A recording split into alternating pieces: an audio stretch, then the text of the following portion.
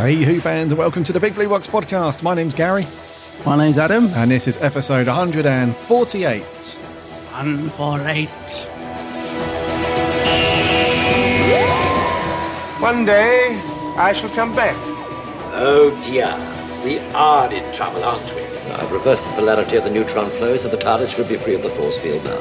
I have the advantage of being slightly ahead of you. Sometimes behind you, but normally ahead of you. But the trouble with time travel is, one never seems to find the time.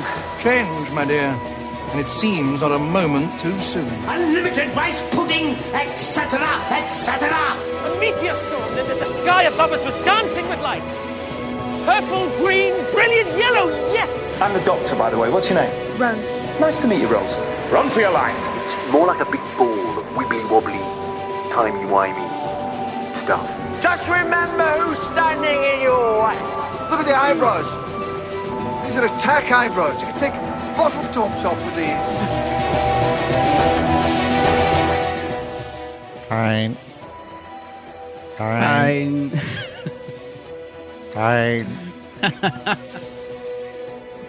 Where's your volume switch? Turn you off. Howdy do you fans. Welcome back. Episode 148.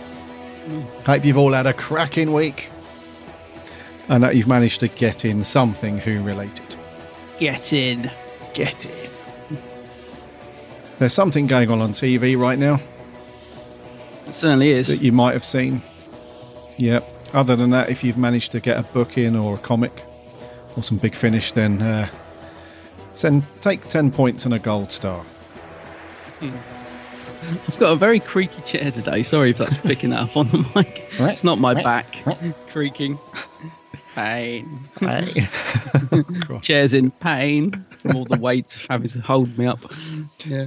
So, coming up in today's share, very light on news, just some ratings for the Eaters of Light that have been confirmed over the past week.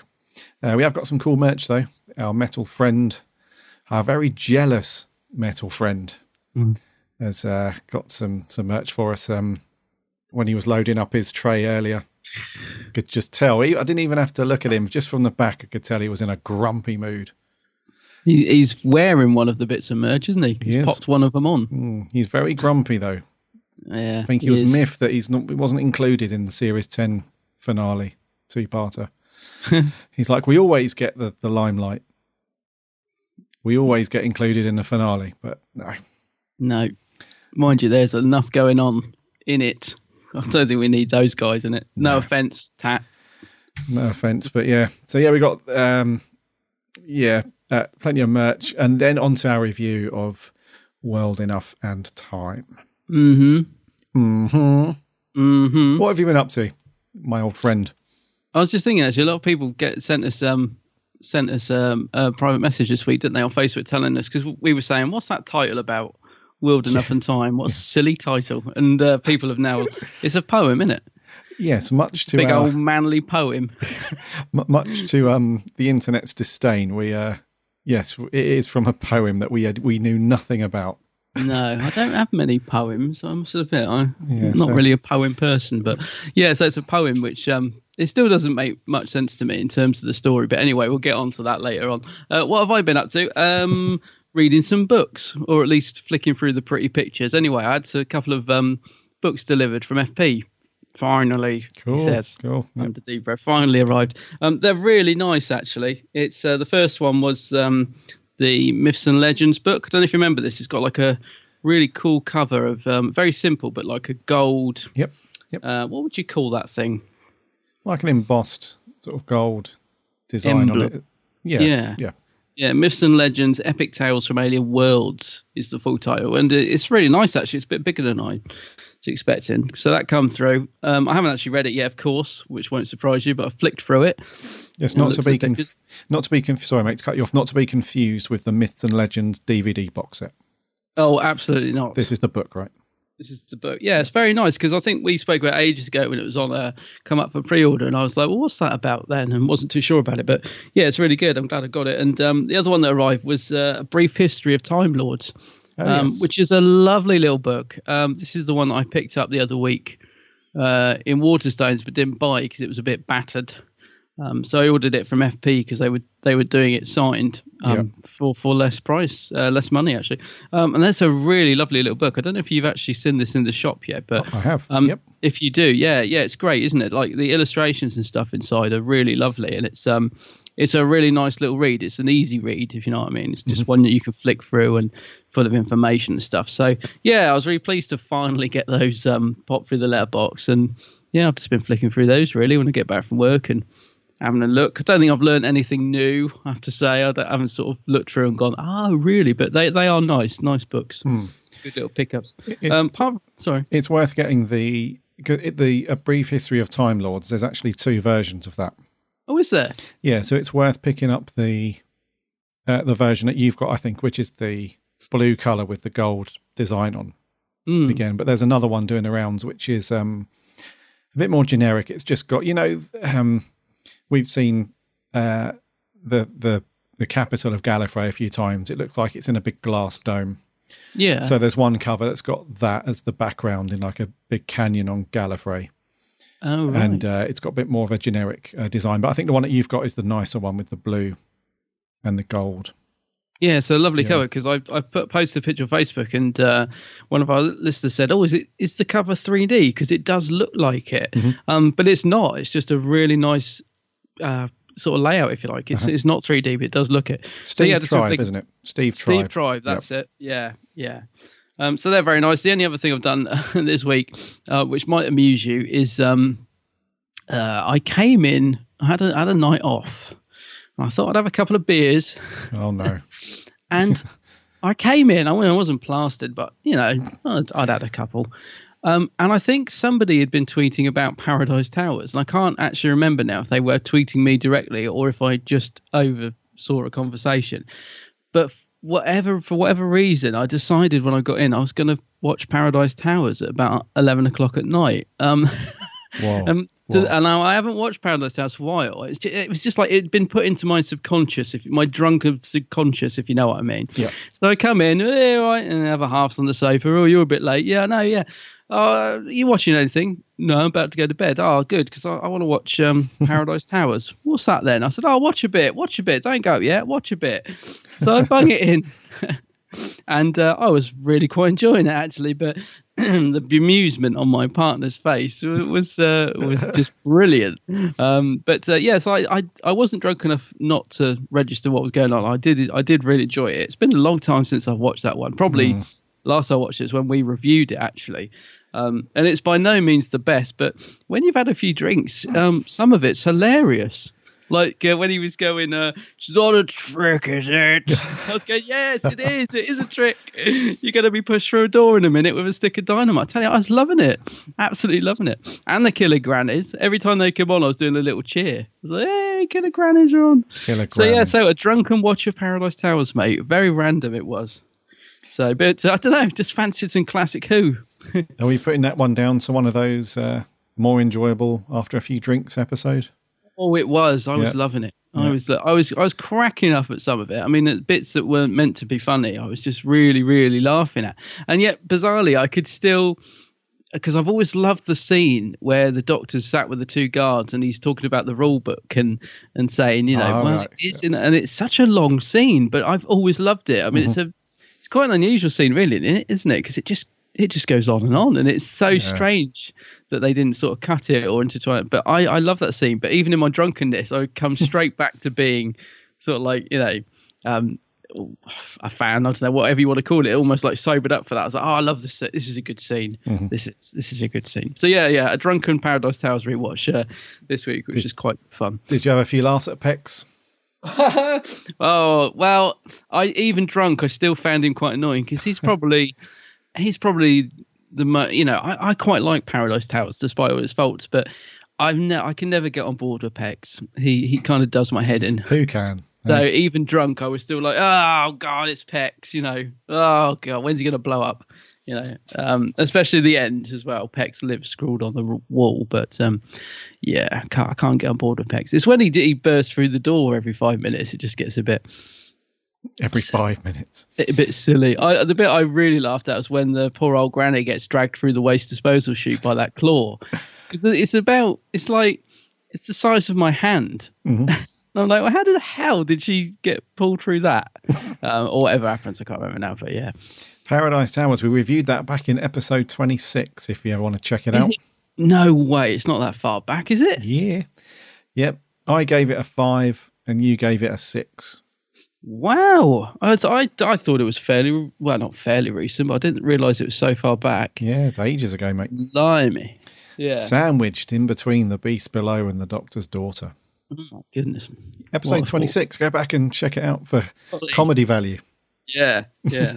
So at least I got a bit of classic Who in this week, even though I can't really remember much of it. But cool. It was good fun. What about you, mate? What have you been up to? Very light for me, as is the par for the course for the last few weeks, it seems. Just not been up to much, really. I've watched World Enough in Time a couple of times. That's about it. Yeah. That's about it. That really is about it. I haven't been out anywhere Who or geek related. Haven't really done much. It's just been a quiet one for me. Oh dear. Yeah, I must admit I've watched this week's a couple of times before the review. Just to let it all sink in, if you know what I mean. Yeah, I thought that might be the case, didn't you? I mean, we knew certain things that were going to be coming up in this episode, so I had a feeling it was going to be one that would take a few watches. Absolutely, yeah. I think I put it out on Twitter a few days before it went out, so I think last Thursday or Wednesday. And I said it's going to be another one of those turning points in the series. So for me, for Series 10, one of the first turning point was the start of the Monks trilogy. That's when the series took a bit of a turn. Yeah. And then we've got another one now, which coincides with the last 2 episodes. But it definitely went, we'll come on to it anyway, we'll get to our review, but it definitely took it went in a very different direction, this one. It certainly did. Yeah, I mean, it couldn't have been more different to last week's episode, could it? Eaters of Light. It was so different. Yeah. It almost felt like it should have followed on from Empress of Mars, because they sort of referenced it, didn't they, at the start when they were saying, "Oh, Missy, she did save us from Mars." I don't know. I almost feel it would have worked better if Eaters of Light had been earlier on in the run somehow. But anyway, yeah, very different shift of tone. Indeed. Shall we land our fair TARDIS? Yes, let's get into those ratings news, yeah.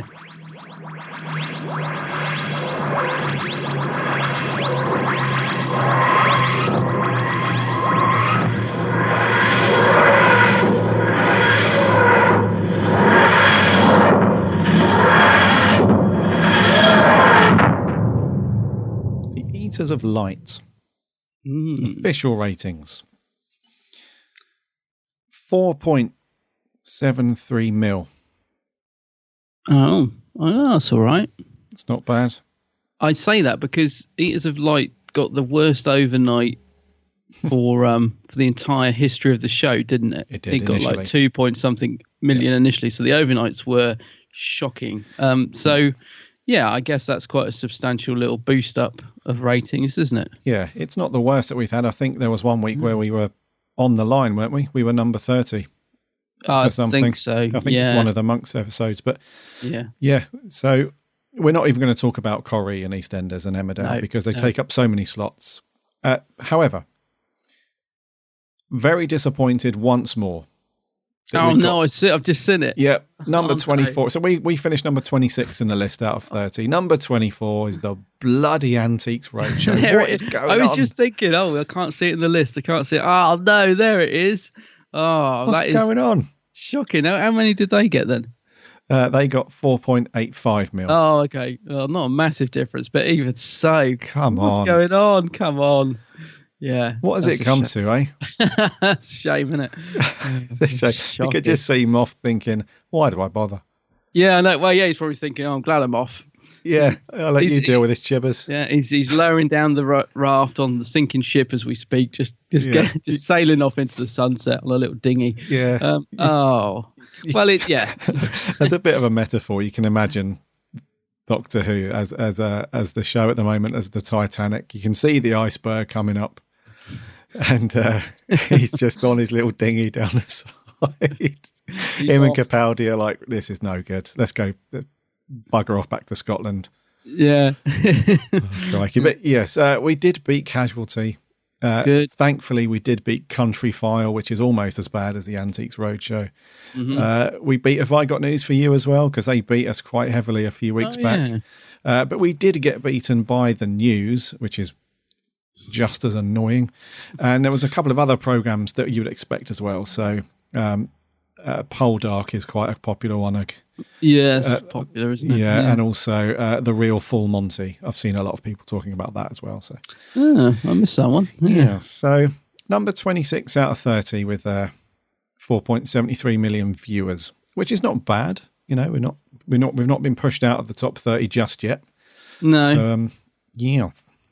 Chibbers is waiting in the wings, isn't he, with his master plan, the Chibbers plan. Do you know what? It would be absolutely fascinating to be a fly on the wall at the moment, because remember when Broadchurch Series 3 went out, he said he was taking a holiday. I think it was 2 or 3 weeks.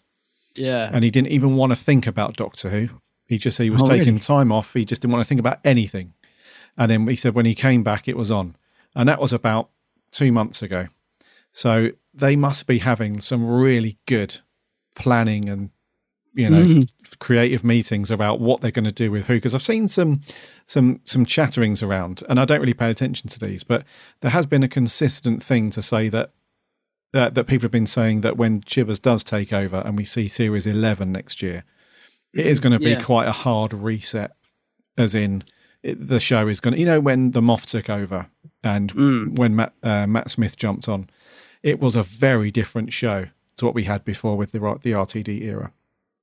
Yeah, it definitely had its own style and feel to it, didn't it? Straight away. Yeah. So I'm hearing that it's going to be a similar vibe with Chibbers. It's going to be a very different direction and different style and everything. So it would be fascinating to hear about what is being planned at the moment, above and beyond who's going to be the next Doctor and all that stuff. I mean, like the storylines that they've got planned and all that stuff. So yeah, that's going to be. I must admit, I'm slightly worried by what I've read about his plan, if it's true. I mean, we don't know what's true and what's not true, but his big, long story plan is a bit worrying to me. I don't know if I like the sound of it, but we'll see. You've watched Broadchurch, haven't you? All of them, yeah. It's great. I have blitzed through them in the last 2 to 3 weeks. I've been watching 2 or 3 every single night because I didn't watch it ever. Right. So I've been watching it from the start and loved Series 1. Liked Series 2. I've got 1 episode left of Series 3, which I should be watching tonight, and then I will have seen all 3 series. I haven't really enjoyed Series 3 that much. Okay. I think it's been good, but nowhere near as good as first 2, I don't think. But yeah, so I've got the last one to watch tonight, so I'll be finding out who did it tonight. Yeah, I mean, just watching Broadchurch alone, you can see, can't you, the quality that Chris Chibnall puts out. They're so great in terms. I mean, everything, like the style, the editing, the writing. It's all just fantastic. So that's definitely the style. I mean, the way the show's produced, it's beautiful to watch. Yeah. It's very well written, I have to say. So yeah, hopefully you can bring that to a bit of Doctor Who, because I wasn't over impressed with his actual Doctor Who episodes, but don't know, maybe it's different when you're writing under a different showrunner if you've got your own plan. Don't say that. Don't say that. What? No. Well, he will be the showrunner. Exactly. So, oh no, because I meant it the other way though. I meant it the other way around. Maybe maybe writing for someone else he felt constricted, whereas. Oh, I see. I don't know. Because that's the trap that the Moff has fallen into a few times, isn't it? Yeah. Let's not jinx the guy before he's even. Oh no, sorry, Chibbers. Sorry, Chibbers. But yes, we have faith in Chris Chibnall. It can't get any worse than what's been out and about for the last couple of years. I mean, don't get me wrong, it's not terrible, but in terms of if the Moff would have an appreciation index, I'm pretty sure he's not going to be scoring that highly, with the exception of the episode that went out recently. I think he's redeemed himself a bit this series. A little bit. Yeah, definitely redeemed himself a bit in my eyes this series. But yeah. Anyways, so them's are the ratings. Yeah. Dem's the ratings for Eaters of Lights. What did we give Eaters of Light, by the way? We didn't score it that favourably, I don't think. Yeah, I didn't like it at all. I can't remember what you scored, actually. Yeah. You liked it a bit more than me, didn't you? We gave it a 5 apiece. I didn't give it a 5, did I? Yeah, you bleeding did. No way. I'm telling you, mate. I've got it here in black and You've white. got it there on the computer in black and white. My word, it must have been. Was I drunk when we recorded that? I didn't like it at all. Oh, I suppose it had a decent enough story. Actually, one of our listeners was shocked that I didn't like it. It was our Cousins. You know Cousins? Oh, yeah. Callum Cousins. Yeah, he was messaging me the other week. Absolutely shocked by my review because he really liked it, and I said to him, it's only because you live in Scotland, it's the only reason you like it. But he was really surprised by the low score. He was really and visions of him falling off his seat when we got to the scores. Oh, bless. Not good. Anyway, so that's going to do for news. We've only had the ratings to talk through. Shall we bring our rusty friend in? Go on, get him in. Merch corner. Merch corner. Merch corner. I don't know whether to be impressed or disgusted. It's a bit rubbish, but it's pretty. It's very pretty. You can take that decapitated Cyberman head with you. And get that T-shirt off. Bugger off. Moody. Right, so first up in merch, we have a new book has been announced in the Lethbridge Stewart range. Yay, more books. Yay, once again, we're going to return to the awesome range of books. We say this every time. Where are we with these? So they said, If you've not checked out the Lethbridge Stewart range of books, you are, especially if you're a fan of Lethbridge Stewart, the character from the classic series, classic stuff. If you're a fan of him and you haven't checked out these books yet, you really are missing out. Because we're up to this. Crikey, this is book. It has to be what number? 7? Well, I'm just looking because I'm just looking to see if I'm up to date with these because as many listeners will know, I love buying books and a lot of them sit on my shelf waiting to be read for about 10 years. So I think I've got all of them. Is this the next series? Let's have a look. Yeah, well, this is book 3 in series 4. 8. Yeah, Havoc Files 3 was the last one I bought. Mm-hmm. So it's looking like I'm up to date. So this is series 4, isn't it? Series 4, book 3. Yeah. So this new one that's been announced is The Dreamer's Lament. And a brief synopsis. So while visiting his mother, Lethbridge Stewart is a little perturbed when Harold Chorley calls to ask for his help. A train from Bristol has gone missing, and Chorley is convinced it has something to do with the Keynsham Triangle, where over 50 people have vanished without a trace since the early 1800s. Elsewhere, Anne Travers is coming to terms with the loss of her family and sets about preparing for the funeral. However, news reaches her that both Lethbridge Stewart and Chorley have gone missing, and her help is required to find them. Hopefully solve the mystery of the Keynsham Triangle. Like the sound of it already. Sounds awesome. Yeah. So yes, it's and these books are really good value as well. They normally go for around, I think it's a tenner. So how much is it with postage? It's probably around £9-10 with postage. But the Candy Jar website normally does these cool bundles as well. So you can still go back. They still have prints of the very first one, The Forgotten Son, which was the first book in this range. And you can still buy those individually or as bundles and so on. But they also interject like these cool little novellas as well in between some of the books, which flesh out some of the story and characters as well. But they really are fantastic books. I need to catch up. I think crikey. I think the last one I read was Night of the Intelligence.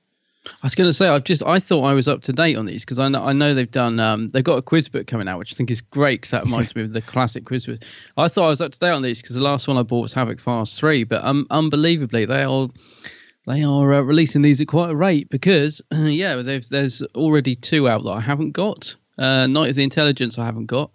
Daughters of Earth I haven't got. So I might get the bundle then because there's now 3 including this one. I thought that was the Church from Devil's End on the front when I first saw that. You know, the new book. Oh, yeah. Dreamer's Lament. It reminds me of that. Do you know what I mean? That's really cool. I like the covers on these. I know we've said it before, but they look good. So I'll probably get the bundle now. God, I thought I was finally catching up with these and they've got even more of them out. Yeah, but they are great. Yeah, really cool. Really cool. Yeah, so just head over to... what's the website? It's Candy. So Candy-Jar. Now get it right. Yeah, www.candy-jar.co.uk. And on there, they normally have a Lethbridge Stewart, at least one of them, on the main page. But if not, just do a search for Lethbridge Stewart or click on the books link. You'll find them there. Hold on. Blood of Atlantis. I thought I had that one. No, I haven't.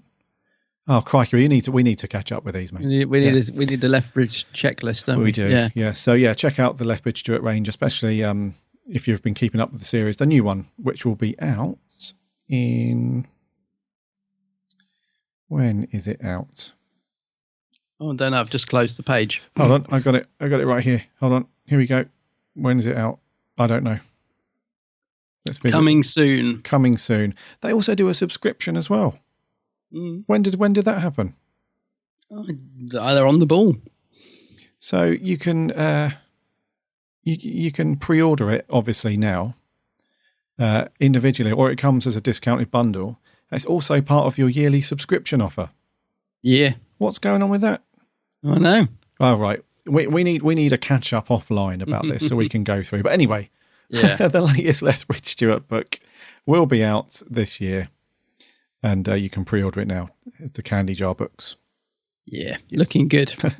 Right, you like a t-shirt, don't you, Gary? As do I. I like the odd t-shirt. I love a t-shirt. So does Dalek Tat. He's wearing one of these as we speak. And Forbidden Planet have just added 3 or 4 new Doctor Who ones. A couple of which I like the look of, and a couple of which I think look blimmin' awful. But let's see what you think, Gary, because you might like them. So these are coming out at the end of July. Yep. And it's nice to have some new designs actually, because we do like our Doctor Who tea. So the first one that I'm looking at, it's got the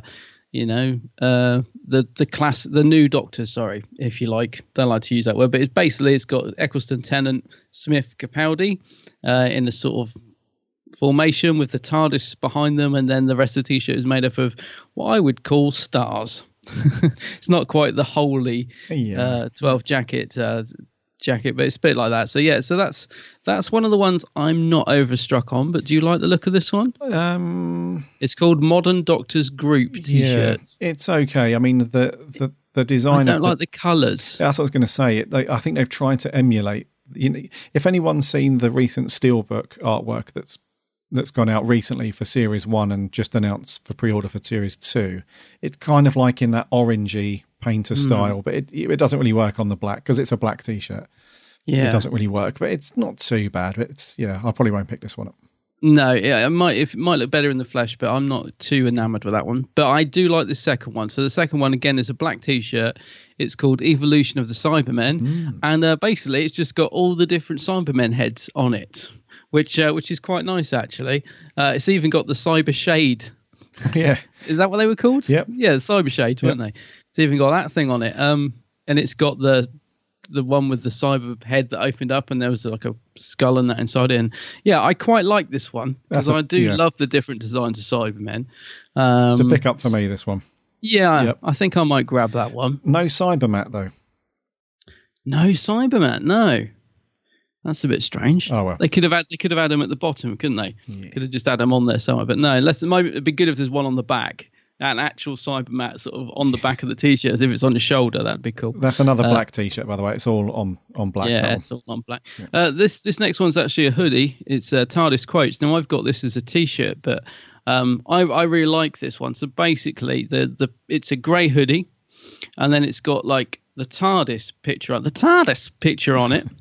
But the TARDIS is made up of quotes, so it's basically just looks like loads of letters, but they form the picture of the TARDIS, if that makes sense. Yes. And it's quite nice because they're all the classic quotes from over the years through Doctor Who. So it's stuff like one day I'll come back, and Geronimo, and all that sort of stuff. So it's quite a clever little use of quotes to build up a TARDIS picture.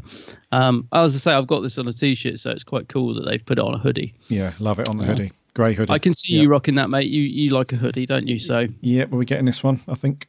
Yeah.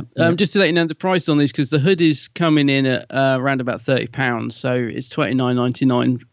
Whereas the t-shirts so far have been $15.99, and I think the last two t-shirts that we're going to talk about are both $15.99. Yes, they are. These are the two I don't like, I have to be honest. So there's two white t-shirts coming out, and they're very cartoony in their design. So the first one is the 10th Doctor with his 3D glasses on in front of the TARDIS. Is this a kid's t-shirt actually, or is this a... No, it's an adult one. An adult one. It looks very kid-like. Well, the TARDIS looks like the Titan. It does. TARDIS that you can. Yeah. If anyone who knows what the slightly larger Titan TARDIS looks like, it's very much that style. And as Adam says, it's got quite a cartoony David Tennant character there. Yeah, I'm not. Yeah, it does. I mean, it's okay. And then the second T-shirt, I'm guessing, is by the same people because it's a very similar design of all the Doctors in this very cartoony, almost sort of Japanese anime style, isn't it? Yeah.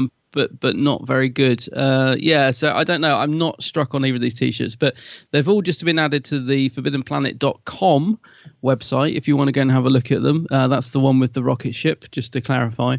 And there'll be a link, I'm sure, in the show notes when they go to these. So go and have a look at them. You might, as I said, the Cyberman tee is pretty cool, but you might like the other ones as well. So go and see what you think. One thing Dalek Tat likes them. Yeah, Dalek Tat. He's wearing the Cyberman T-shirt out of protest at the minute. Yeah. But yeah, it's always good though because we've said it on many occasions over the last 6-7 months that when we've gone into Forbidden Planet and we're talking about the London Megastore one, that the amount of Who merch has dwindled to almost big time. Yeah. So even if it's just T-shirts, anything that's they're going to announce, new Doctor Who stuff is always good. So. It's all good. Yeah, definitely. Lastly, for merch, we mentioned this last week, but I just wanted to follow up because there's now some pre-order pricing and dates gone up for it. So we mentioned the cute little Pop Funko, the little Rory, the Centurion exclusive that we've seen doing the rounds, is now been announced as in the UK as £12.99. And it's an EMP exclusive. So the company EMP, which I've heard of before, but I've not actually ordered anything from these guys. I think they're just like a pop culture sort of clothing and collectibles company. They do a lot of, bands and films and all sorts. So, but yes, they bagged this one as an exclusive. So, yes, I'll put a link to the show notes as well again, and it's available. Apparently, somewhere between the 4th of July and, it's weird. Oh, sorry, the delivery is between the 4th and the 5th of July if you pre-order. So you get it on one of those two dates. And then if it doesn't sell out, then their normal delivery applies, which I assume is 3 to 5 days. Yeah. After that. But yeah, £12.99 from EMP. So emp.co.uk. Just do a search for Pop Funko Doctor Who or something. You'll find it. But I'll put a link anyway. So I won't be picking this one up, mate. It doesn't seem too jumpy out at me, but it's funny, isn't it? Because I feel like I should like a Rory because I quite like Rory. I feel like I should want it, but I really don't. I don't know why. No, it just does nothing for me. I really don't know why that is, but it doesn't at all. I don't. It's like sometimes when they've added an exclusive or whatever, I've been straight on there like, I've got to get that. Yeah. I don't know. He's cute. He's a cute little pop, but yeah, I don't know. I just feel no desire to actually get it. I mean, if it was in a shop, I'd probably pick him up just because he's there. It's that sort of thing, isn't it? But I would, I don't know. He's cute, but not too bothered. Yeah, not too bothered about that one. Yeah. That's going to do for news and merch. Go on, wheel him out. Right, review time. Yes, looking forward to this. Adam. Yes, Gary. Penultimate episode of Series 10. What is it? Right, get the title right this time. It is, of course, World Enough and Time. Promise you won't get me killed.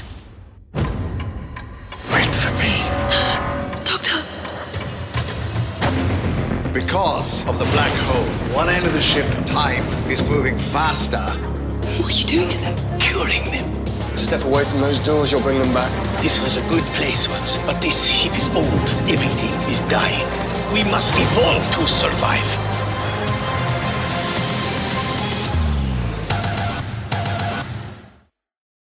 Whoa. I want that music. You can get that music. Can I? There's not officially, but there is a YouTuber who has recreated that music almost exactly as it appears in the trailer. Oh, right. If anyone wants it, I'll stick a link out. But it's that trailer is awesome. Yeah, it is. It is. That is one of the best trailers that we've had for Series 10. Yeah. That music's just I love it. Yeah, it's just builds and builds and builds. It's brilliant. Yeah, it's great. So, World Enough and Time. So, very briefly, actually, let's do the rundown for it. So, yes, went out on the 24th of June last Saturday, 45 minutes long. It's the first of a two-parter that finishes up Series 10. It was directed by Rachel Talalay, written by the Moff, and a relatively small cast in this one. So the main characters plus a couple of other people, really. And Nicholas Briggs doing the voice of the Cybermen. Yeah. Yes. Yes. So synopsis very briefly is the Doctor wants to sort of test Missy to see if she can sort of perform, as a savior rather than this evil, murdering character. So they answer this distress call from what seems like an absolutely massive colony ship that's drifting very close to a black hole, which they're reversing away from. And that plan sort of very quickly gets eaten up into a much bigger situation where these strange-looking characters in the bandages and hospital nighties and stuff take Bill away after she's, supposedly shot and killed by this guy on the ship. They take her away. She wakes up later. She's got a mechanical heart. Then the story kind of splits into two, where we have Bill and this character known as, what's his name? What's that? Razor. Razor, yeah. So Bill and Razor, they're just chilling out in this hospital. He works there. She's helping out and stuff while she's waiting for the Doctor to come and save her. At the other end of the ship, the Doctor, Nardo, and Missy are trying to figure out what's going on. The quirkiness of the episode, I guess, is that because they're so close to a black hole, the end of the ship where the Doctor and Missy and Nardo is, time is moving a lot faster for them because they're right next to a black hole. So due to the time displacement, or whatever you want to call it, right at the other end of the ship, which is hundreds of miles away, further away from the black hole, time is going a lot slower. So for Bill and Razor, it's like a year's gone past and so on. And then we slowly find out what the plan is. So there's this sort of master plan that's mentioned a few times, Operation Exodus, where all of the people that are at the end of the ship, which are sort of suffering from fumes from the ship and so on, the great plan is to, quote unquote, upgrade them so that they can survive. And then so when we find out that it's ultimately the Cybermen. And yes, interestingly enough, we have a very, very, very teasy opening to this episode. Yeah. Which we'll come on to later, but then it doesn't really lead to much. I guess it's just a kind of planting the seed of what's coming up in the next episode. So, World Enough and Time. What are your feelings on this one, mate? My feelings are, I really enjoyed it. Really enjoyed it. Wow, it was dark television for 6:30 at night, though, wasn't it? Like, it was pretty on the edge, I thought, it didn't mess around. I really liked it, mate. I wondered where we were going at the start, with all the stuff with Missy. It was quite light and comical with her flirting with the blue man.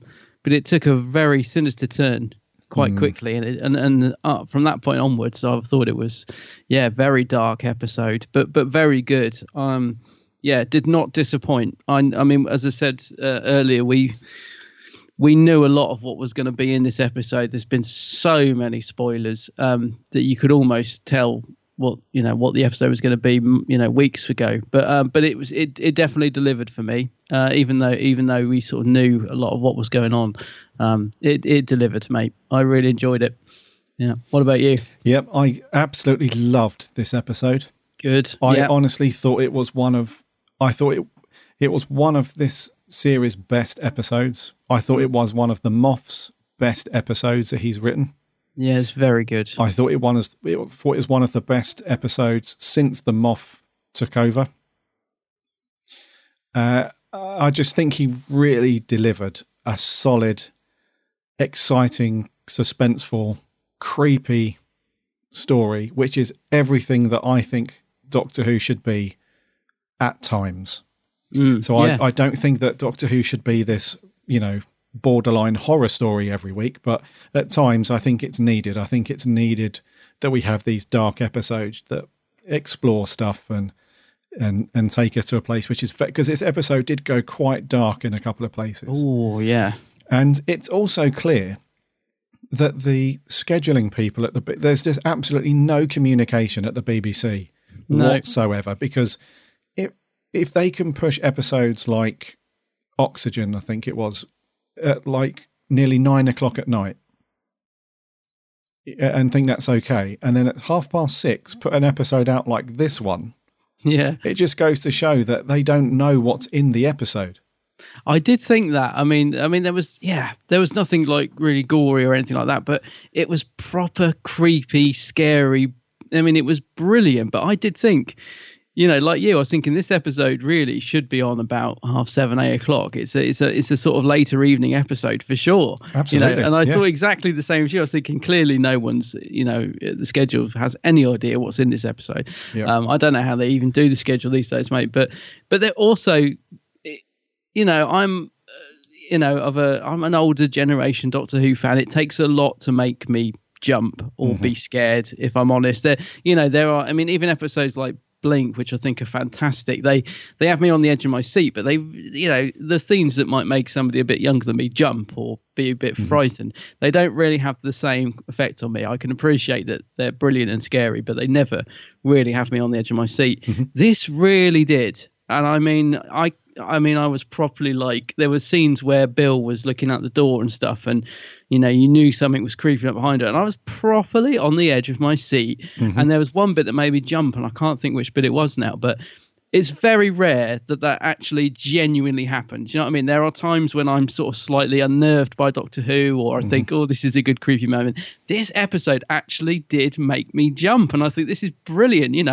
I'm an older guy, this is having the effect it should on me. It was brilliant, mate. I just loved it. But I did think the same as you. I was thinking, it's 7 o'clock at night and I'm jumping out of my skin on the sofa. This is brilliant. Yeah. I think one of our listeners picked up on it in either their Facebook comment or one of the audio reviews that we got sent in, that they wouldn't be 100% comfortable with their kids watching this one, depending on the age of their kids. I can understand that, yeah. And I can say pretty confidently that judging at based on the time that this went out, I would have said, right, you're going to come and watch Doctor Who then, because you haven't got bed for a while yet. Come and watch some Doctor Who. And I probably would have paused it at some point and said, we'll pick this up at the weekend or tomorrow or something, because I need to watch the rest of it. I'm not sure that because my son's 10 now, and I'm not sure that I think he would have gone to bed with the heebie-jeebies a little bit. If he'd have watched I think all of so, it. mate. Yeah, because it was like I said, it wasn't gore factor. It was scary in the way I think things should be scary. Because nowadays, I think programs just show far too much, and things are much more scary when they're psychological. Yes, and you plant the idea in someone's mind. So yeah, this is very much like that. Just the scenes of these guys, these patients, and having a volume switch, that you turn up and down, and when you hear what they're going through, that's really dark stuff. But it's not graphic, but it's really, really, like you said, it implants it in your mind of, they're in pain, and it's really, really close to the knuckle stuff. Absolutely, mate. Some of it was quite horrific. I mean, in terms of, so the episode started off really well. It almost felt like it was going to be a bit of a sort of trial by fire for Missy, that the Doctor had this really cool sort of, not an obstacle course, if you like, but he was putting like the rat into the maze, and see how she got on, because he was just in a TARDIS, snacking on crisps. Eating crisps, yeah. So that was it really was strange, actually, that the episode started quite lightheartedly, and it was quite comical, and you could see that Bill and Nardole were quite uneasy about having Missy around, whereas the Doctor was constantly like, just don't let her wind you up, just get on with it, and all that. And that only lasted for a little while, and then before we knew it, it was the moment where the one of the pilots turned up, George, when he turned up, and that's when it all took a real because we had that suspenseful moment where we could see the lift coming up and the numbers getting smaller and smaller. And he was absolutely terrified about what was coming out the lift. And then that shocking moment right at the beginning where Bill gets shot. And she's got a big hole in her. Yeah. And from that point on, it was really weird, because sometimes we've seen over the years that sometimes we have Doctor Who episodes that are they're almost like two stories that have sort of been mushed together. But you either do that sort of halfway through and then it takes a bit of a twist, or you have like two parties that split up and then they go off and do their own thing. And then right at the end, they come together and sort of thing. But this one, we only had a few minutes of that type of story where it was quite lighthearted and comical. And then that moment that Bill got shot and then the patients came out of the lift, from then on, it was just dark. It got darker and darker, didn't horror. It was like, wow. So, did you gasp when Bill got shot? Because I actually did. Yeah. I mean, this is the thing. I turned to my other half. I was like, ah! And I stopped and I thought, and then I immediately expected Moffat to do his usual and just, completely erase it or do something. But it never happened. I thought, wow. Is the Moff actually going to go through with this for once? Because, as much as I like Bill, we can't have another reset, because we can't. If he undoes this next week, it's really going to take away from the impact of this episode. Because, it had a big impact when Bill got shot, and so early on in the episode as well. I was literally with my mouth open for ages, just going, me too. Has the Moff actually done that? Oh my God. Bill. Yeah. Well, I was blown away. Well, at first, when she was shot and the camera hadn't moved down at that point, I just thought that she was either shot with like a tranquilizer dart, or it wasn't a fatal thing. I'll tell you exactly what I thought was going to happen, because it was such a slow pan. If I would have put money on this and I would have lost, I thought what was going to happen, it was going to pan down, and then whoever was in the lift behind her was going to drop down. Like, in other words, they were the person. Right. I thought that's what it was going to be. So that's why I was so shocked. Yeah. When it was actually Bill, I was like, oh my God. Yeah. Well, I thought she's not been shot properly. They're not going to do away with Bill this early. That's what I thought. They're not just going to, do away with her this early. And it's not until the camera moved down and she had that huge hole, massive hole in her body. I thought, same as you. I was like, what? I was just, what? Yeah. And I don't know about you, mate, but I think those are the reactions when you've got fans, new and old, who have reactions like that. That's probably a sign that the Moff is doing something right at that point in the story. Definitely. Because if she had been shot like that and nobody really reacted to it, then he's probably failed. As showrunner with this companion. Oh no, it was it was definitely a I can't say the words, but what the moment. I was like, no way, what the beep. I'll tell you what though, while I remember, it does bring me on to one very slightly, I don't know if I'd even call it a negative, but one thing that does slightly irk me whenever I rewatch the episode. I've watched it a couple of times now, is that there isn't much reaction from the Doctor to Bill getting shot. I thought when I was watching this going out live, I thought, Capaldi's going to go mad now. I was expecting him to turn, like he did with Ashilda when Clara got killed. All right. And he lost it, didn't he? He was like really angry, simmering. So I was expecting him to turn around to that guy and be like, what have you done? And or really sort of kick off, or at least say something. But there was no reaction like that, and I don't quite understand. That's the only thing I don't quite get, because if you watch it back, she gets whisked away very quickly to be repaired, and the Doctor just seems to carry on with the situation, chat to that guy. Okay, what we're going to do, blah, blah. I was thinking, surely Capaldi would be like, you've just shot my friend. She better be all right, or you're going to, I was expecting a bit more of a reaction from the Doctor, considering she just had a massive hole blown through her, if you know what I mean. I don't know if you thought that, but yes. I was just a little surprised by how little reaction the Doctor gave to Bill being shot, if you like. Yeah, I think it was. Yeah, I did think about that. Initially, I thought, I thought he's going to go mad. Yeah, why isn't he going crazy and really losing it? But then I think his mind was probably more occupied with, because they've taken her away. The patients came in and they took her away. Yeah. And they did say at the time that she's going to be repaired and so on. So I think probably the Doctor's mind was occupied with, right, there's a good chance that she's not going to die. So how do I save her? He was being practical, I suppose. So, so they've taken her away. Hopefully she's not going to die. So now I need to figure out how I'm actually going to save her and get her back, rather than like the initial shock and, losing it. But yeah, I did think the same. I thought, why isn't he going a bit more lunatic? I thought he was going to at least turn and give that guy one of his eyebrow glares or something. I don't know. I just expected a bit more reaction from him. But as I said, a very minor thing, but it is something that every time I watch it, I do sort of pick up on. I think, if that was me, and we all know what Capaldi's Doctor's like, he's just seen a massive hole blown into his companion. I think he might just react a little bit more. But it was a very minor thing. It's just something that slightly irks me when I watch it back. Yeah. The 10th Doctor would have gone mad. Oh, he would have. He'd have been shouting and spitting and just before we move on from this early scene there, mate, what you're saying about the light-hearted bit, what did you think of all that beginning? Because there was this joke, if you like, about him being called Doctor Who, which seems to have really annoyed a lot of fans, and I'll see what your opinion is. Mine is that I actually really liked the beginning with Missy. I thought it was a really fun introduction to the episode. I didn't personally mind the Doctor Who thing. In fact, I found it quite funny, but I will say this: it did go on too much. Like, they did the Doctor Who joke. He said, "She's just messing, ignore her." That should have been it. And then they did it about 3 more times in the space of a minute. And I thought, no, we've got the joke. You've overcooked it now. Just let it go. So I didn't mind any of that, but people thought it was the Moff making Doctor Who as his name canon. And I think that annoyed a few people. Did it bother you? No, it didn't bother me. No, I thought it was fun. Yeah, I think because the Doctor brushes it off. Because he I says, think that's it. Yeah, because he's like, he's having none of it, isn't he? Yeah, he's just calm and ignore her. She's just.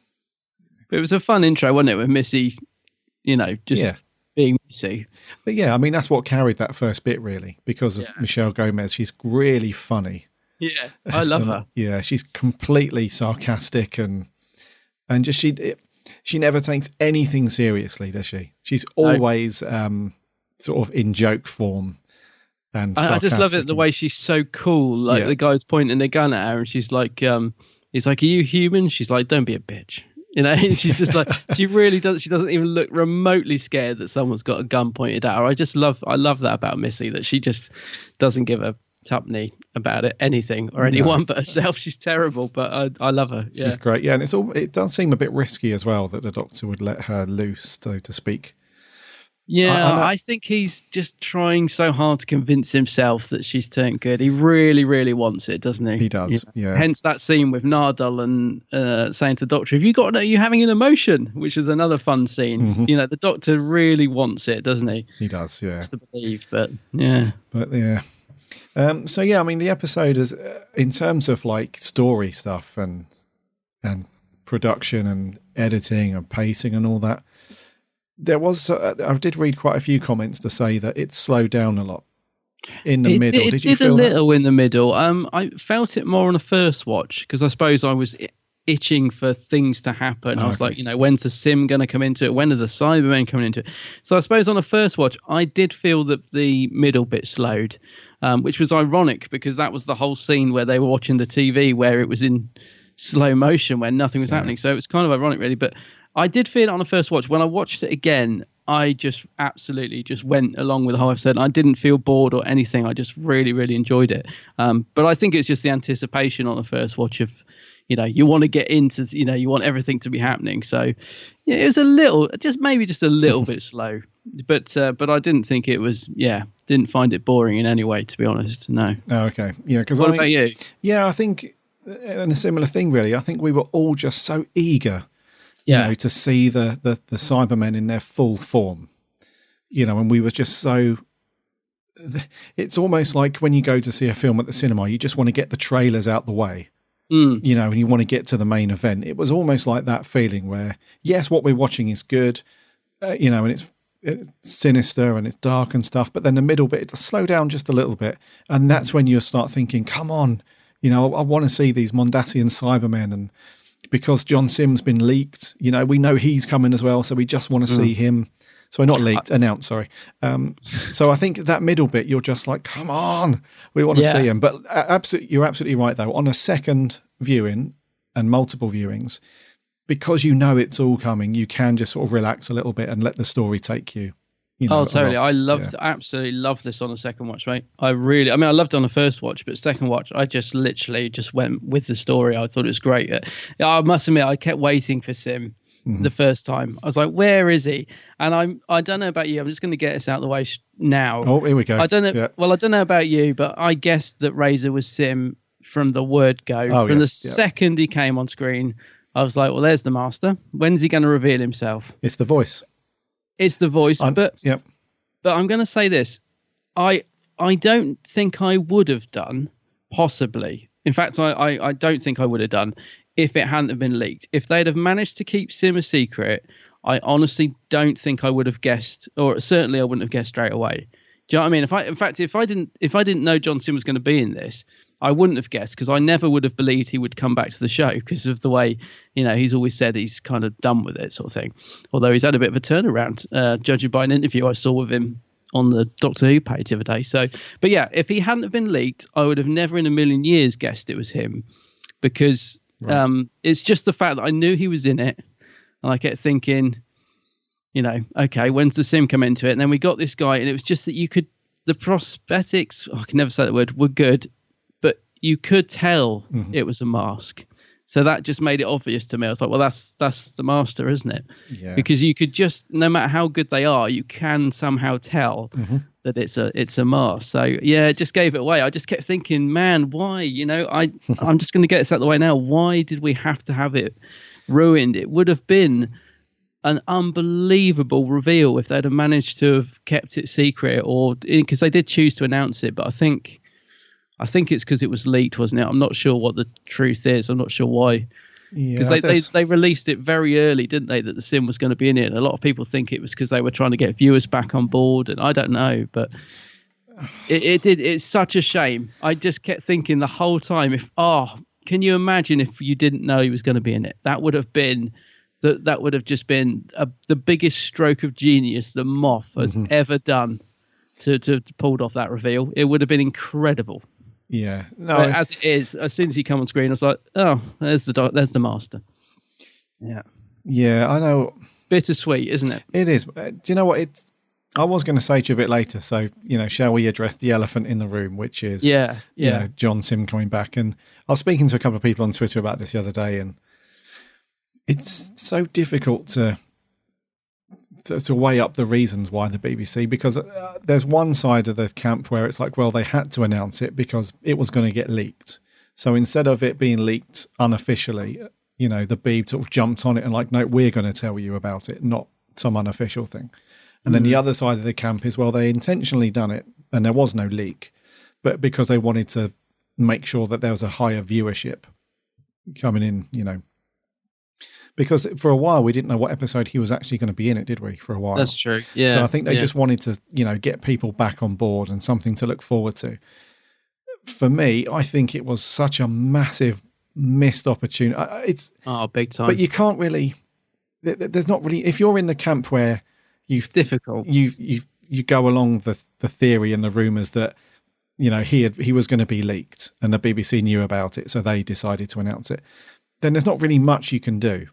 As the BBC, if it's going to get leaked by somebody, your hands are sort of tied, aren't they? You can't say, well, yeah, we've worked with John Simm, but we can't officially say if he's going to be in it because that's just a bit of a cover-up. Do you know what I mean? So you always know it's a cert. So there's not much you can do. However, it's just a real shame that it was going to be leaked in some way because, like you said, and there's people that I spoke to the other day all agreed if it hadn't have been leaked and we would have seen him, appear towards the end of the episode, it would have just broke the internet. It would have just busted everything. It would have been a Utopia moment, wouldn't it? It would have been another. Can you remember when Utopia went out and Jacoby turned into the Master and all that? It was the most unbelievable, amazing ending to an episode. And yeah, this it would have been lovely. It would have been so cool if they'd have just managed to keep it under wraps. It really would. It's a real shame, but it still was great. I mean, I have to say, I love the fact that John Simm's master was dressed up, because it does take us back to the Delgado dress up thing. It's ridiculous, but brilliant at the same time. So I did love that, and I thought it was fun having John Simm doing this character, which I thought was a fun character in itself, actually. Did he have a first name? Was he just Mr. Razor? I can't remember. It was just Razor. Yeah, Razor. Yeah, yeah. So it was a fun character, a very unnerving character, because I think all along we were all thinking there was something not right with him. Like, you know, when he takes Bill to the surgeon, I mean, that was horrible. It was really cringe. I was like, oh, what are you doing, Razor? This is really nasty. So it was fun to have Simm doing that character, and it was great when he finally rips off the mask and's like, you know, was he say something about being an ex-prime minister, and it was so good.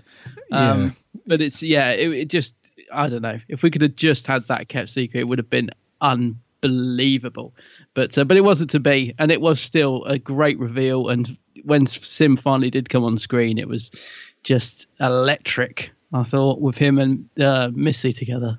But we'll get onto that in a bit anyway. But yeah, just like you said, elephant in the room. It is a bit of a shame. It is a little that bit. It got ruined. Yeah. Let's talk about some, before we get into characters a bit more detail, let's talk about just a couple of bits on the story and stuff like that. So visually, did you think this was a good looking episode? It was, there was a couple of bits that I was a bit unsure on. So the first, I really liked the design of the huge ship, and, you know, the black hole, you know, that sort of really cool space vista that Doctor Who does really well. I thought that was really cool. Yeah. And the design and stuff. And I thought the hospital was really, that was one thing that I really loved in the design of the episode, was the hospital was like this really old looking, almost like 50s, 60s style old hospital, which is great, because they could have done that in the similar design that they did in the, you know, when they're up in the cockpit and so on. On the bridge, or whatever you want to call it. It was very modern and clean and all that. They could have done that throughout the whole ship, couldn't they? They could have done the whole. Yeah, I thought it was nice. I really liked it as well. It's funny because my partner said that he was like, "Are we still on the spaceship? This doesn't look like a spaceship." And I was like, because on the first watch I was thinking, yeah, we are, aren't we? I was a bit confused because I could totally see where he was going. It did look so different, but I like you, I really liked that. It gave it a real old school horror feel. But it kind of threw my other half a bit. He was like, well, what? That's not meant to be the spaceship, is it? I was like, yeah, it is. So yeah, I don't know, but like you said, it was such a long spaceship, and it was so, you can just imagine that every compartment was just different and like a little time capsule, I suppose, if you like. Because there was, when we looked through the windows at the start, wasn't there like a field in one of them or something? And there's loads of different stuff. So yeah, no, I thought it looked good as well, mate. I liked it. There was one bit where I thought that the budget had run out just a little bit, and that was towards the end where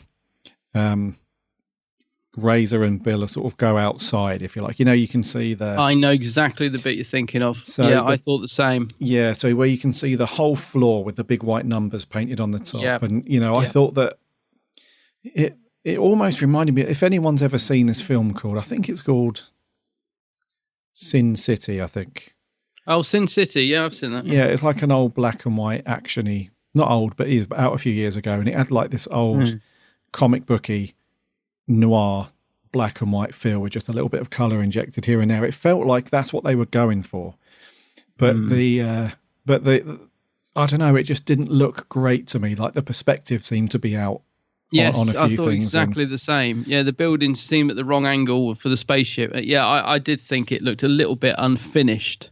Yeah, somehow it looked like they'd sort of not quite. Yeah, I did pick up on that. I have to say that overall, though, I'll agree with you. I think the episode did look great. I thought Rachel Talali, you say Talali. I thought her direction was fantastic on this episode, especially that opening shot of the Doctor regenerating, that pan down from the TARDIS roof to the Doctor, and all of that I thought just looked really good. So direction wise I thought it was great, but yeah, there were one or two little tiny bits like that sort of let it down a bit, I suppose. Yeah, direction was really good in it. Was brilliant, really good. Yeah, actually, before we move on to the rest of the story, then let's just get that bit out of the way as well. So it opens up with Capaldi falling out of the TARDIS, which it looks like he's about to properly regenerate. So that was a real little cheeky teaser from the Moff, wasn't it? It's like, this is happening, but you're not seeing it yet.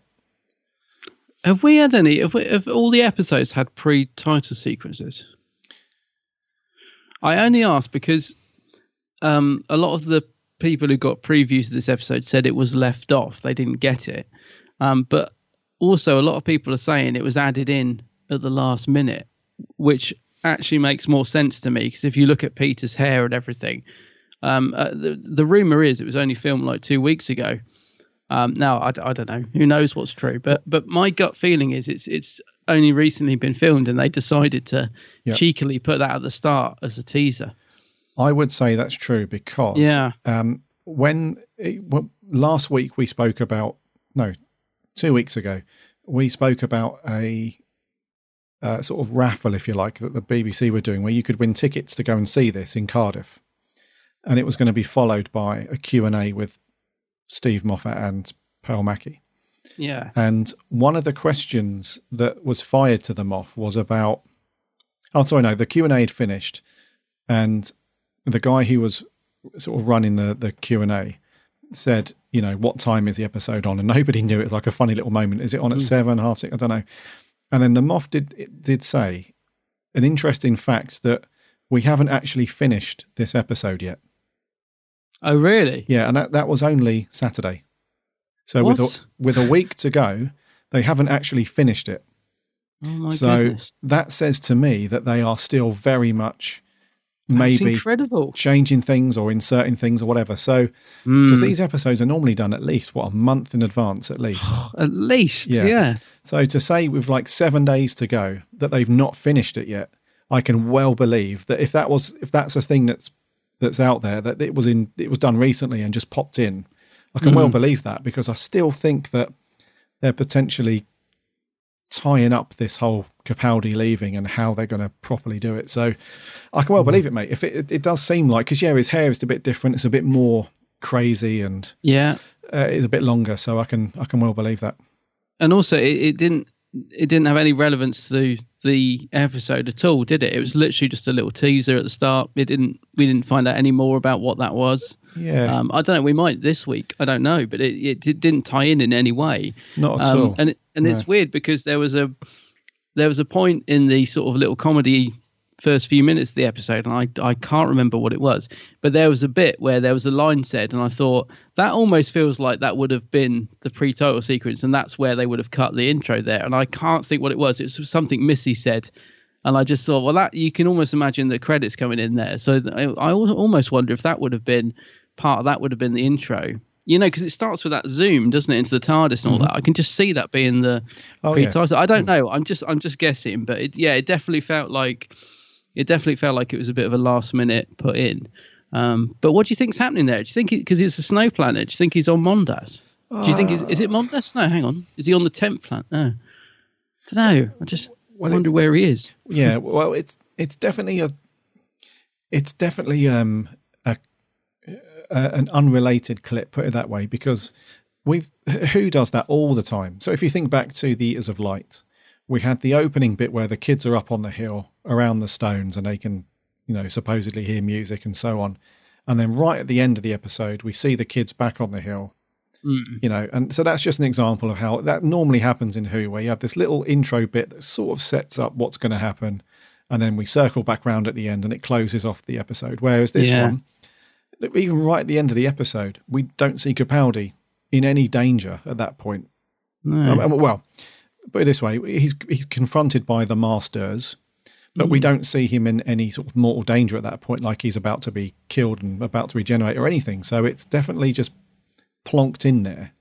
Yeah. I do think it's just a cheeky teaser, as if to say, it's almost like the Moff saying, I think you're really going to enjoy this week, but here's what's going to happen at the end of the series. Almost like a little... So don't go anywhere. So you've got to come back next week because this is happening. Yeah. But then again, sorry, mate, then again, we've got Capaldi back for the Christmas special. So yeah, are they going to do that thing where right at the end of this week's episode, we're going to have him, just a repeat of that little intro bit, really, where he comes out the TARDIS, he starts to regenerate, and that's it. It just stops, and then we have to wait until Christmas. That's the gut feeling I get. I get the feeling we're going to be left on a regeneration cliffhanger. I really do, because we see in the trailer for this week's him starting to regenerate in some grass, don't we? We see him put his hands down, and yeah, I don't know where we're going with it, but it definitely is a little tease, I think. I was just going to say, one of the Who Alex guys spotted as well that the opening shot of the snow planet, the very first shot we got, is an actual reuse of from last Christmas. They've just kind of they've put the two screenshots together. It's exactly the same. It's almost a bit lazy actually, because all they've done really is change the sky and put a bit more snow. So I didn't spot that, but yeah, obviously it makes you feel like they needed to put something together very quickly. So have we got any CGI planet we could use? Okay, just put a bit of snow on that one, no one will notice, and then put Capaldi in. But I don't know, I'm very, very intrigued, and I just going back to the direction, I thought it was beautiful the way it panned down the TARDIS front like that, and Peter came out, and interesting start. Yes. Let's talk about some of the a couple of the scene, a few key scenes for us then. So the first one being we've gone through the whole Bill getting shot and all that stuff, and the time displacement and so on. Is that the right word for it? Time displacement? Sounds good. Yeah. So we pick up with Bill, and she's been repaired. So that's that. From that point, that's when it starts to get a little bit darker in tone, isn't it? Because she wakes up and she's got this big mechanical thing on the front of her, and she's had her heart replaced, and she's now alive because of this. I thought she was going to rip that open and see that panel, didn't you? And again, this comes back to being more horrific when you don't see things, because you have to fill in the gaps of what was going on. Like what has she got built into her now? We don't ever see it. Yeah. And again, it makes it more scary, I think. Time dilation is the correct phrase I'm looking for. Oh, there we go. Time dilation. There you go. So I thought the same thing. I thought she would wake up and feel like, what the hell is this on me?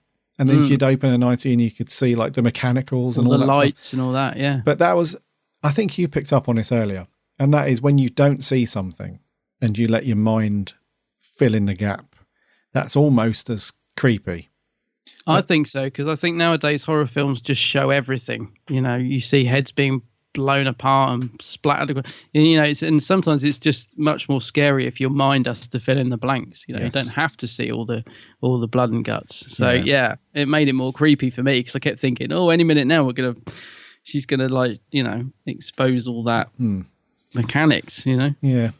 And then the first sort of creepy scene. So she's discovered that she's alive, which is good, but she's got this mechanical thing. But then she wanders into the ward, doesn't she? And she sees all the patients just sitting in chairs, along each side. And initially, that had sort of throwbacks to me from The Empty Child. Yeah, I thought that, because they all move in unison. Yeah, but then we have that horrific bit, don't we, where there's just one of the patients and he's hitting the same thing on the keyboard over and over again, and it's the word pain. And it really is horrible to watch that bit, because whatever's been done to them, because we don't know at that point, because they're under bandages and all that stuff. So this is only like part way through the upgrade process, isn't it? They're not Cybermen yet, but obviously something's been done to them. They're not human quite anymore. Well, they are human, but something's been done to them. Yeah. And we can't see what it is. Yeah. And they're obviously in a lot of pain. They're really feeling it. And when the nurse comes in or somebody comes in, they just get muted, don't they?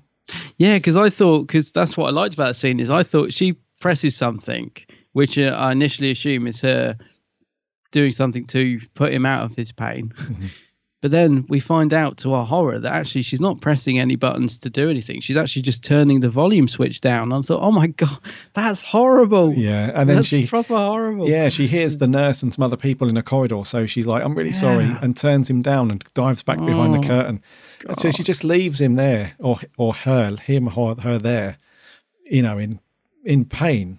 but just silenced. It's just suffering in silence is what it is, isn't it? It's it's terrible. And then she goes to another one, doesn't she, and turns his speaker up, and that's not the same phrase, or the same word, but he's saying something else. But I was just trying to think what it was. Yeah. So that whole scene I thought was just horrific. I thought that was, don't get me wrong, I thought it was brilliant, but it was really dark at the same time. Very dark stuff. Yeah. So that was one scene that kind of gave me the willies a little bit. I was like, oh, this is really bad. And then there was the next scene is there was this really creepy surgeon character. Oh yeah. Yeah. And I'm still intrigued to find out. Hopefully we'll find out in the next episode about, where these people have sort of come up with the idea of, upgrading people, and whether they call them Cybermen yet or not. You're not sure if that's in their minds yet, but this whole sort of Operation Exodus thing, who's actually thought up that idea? Is it the Razor / the Master who has started this whole process and it's part of his big plan or something? I'm not sure. Or if it's like these people that have sort of unknowingly tried to do good by sort of saving people that they, think they are doing. I'm interested to see, because they're obviously fine, but they must be controlled by a higher power somewhere. They must be getting instructions from somebody higher up than them, if that makes sense. Yeah. Because all we see is the nurse walking around the ward with some other people. A matron. And then we see this creepy surgeon guy. And the bit that really creeped me out again was when Razor tricks Bill into the operating room. Oh, yeah. And the surgeon guy's just got a smile on his face, and it really did creep me out. It's making me cringe just think about it, but in a good way, but in a bad way. It's like, it was so dark. I mean, that's the thing. The Moth isn't afraid to go dark sometimes, but he really got it right on this one. I mean, I kept thinking of Death in Heaven while I was watching this, because if you think of Dark Water, was it Dark Water? Was it called?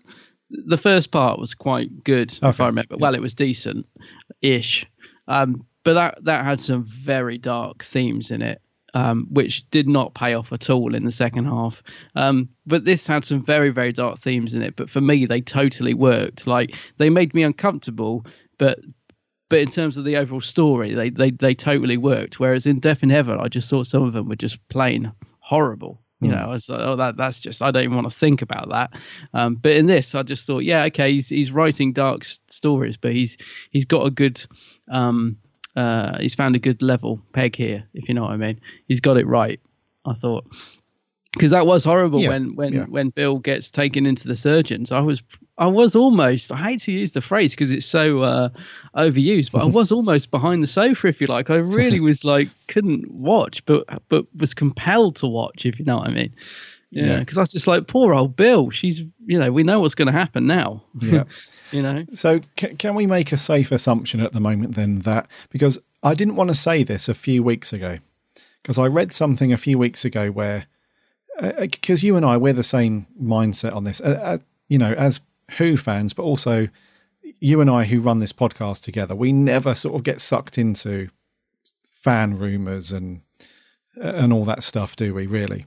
Not really, no. So I didn't want to mention it because I thought, it's probably just some random rubbish, but I did read a couple of things. I think it was on Facebook where somebody had said this is Bill's going to be Bill's one and only series in Doctor Who, that she's going to be leaving at the same time as the Moff and Capaldi. And at that moment, I thought, I don't know about that. It's very unusual for a companion to do just one series. Ish. But can we make a safe assumption that this is going to be Bill's? This is it for Bill. There's no way back from the. I can't see.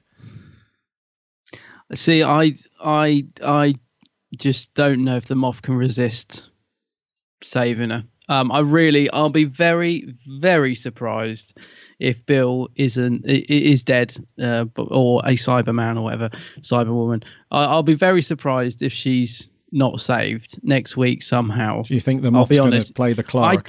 I just don't know if he can do it. And I know I've the majority of Bill's episodes I've really liked. I know there's been one or two where I wasn't too sure about her, but the later ones. But I do like Bill as a companion. And I think that makes the impact of what's happened to her even more horrific. So as much as I like her, I really do want her to stay cyber, because it will just be another massive reset somehow if she manages to get saved. And I am worried about that, because I just don't think the Moff will be able to resist it somehow. I don't think he's going to let her stay cyber.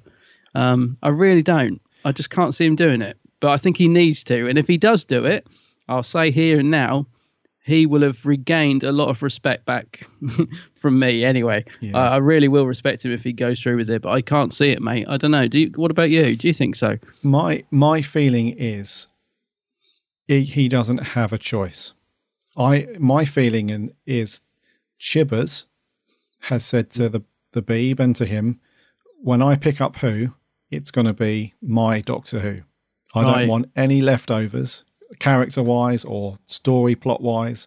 I don't want anything. This is going to be my era of Doctor Who, so I want everything to be, all the characters, everything. I want complete control over how they're introduced. I don't want anything left over. In a similar way that the Moff didn't want anything left over. And he doesn't reference any of the RCD era, hardly at all, in most of the Moff era. So I think it's out of his control. So I would say that we can assume that Bill is done for.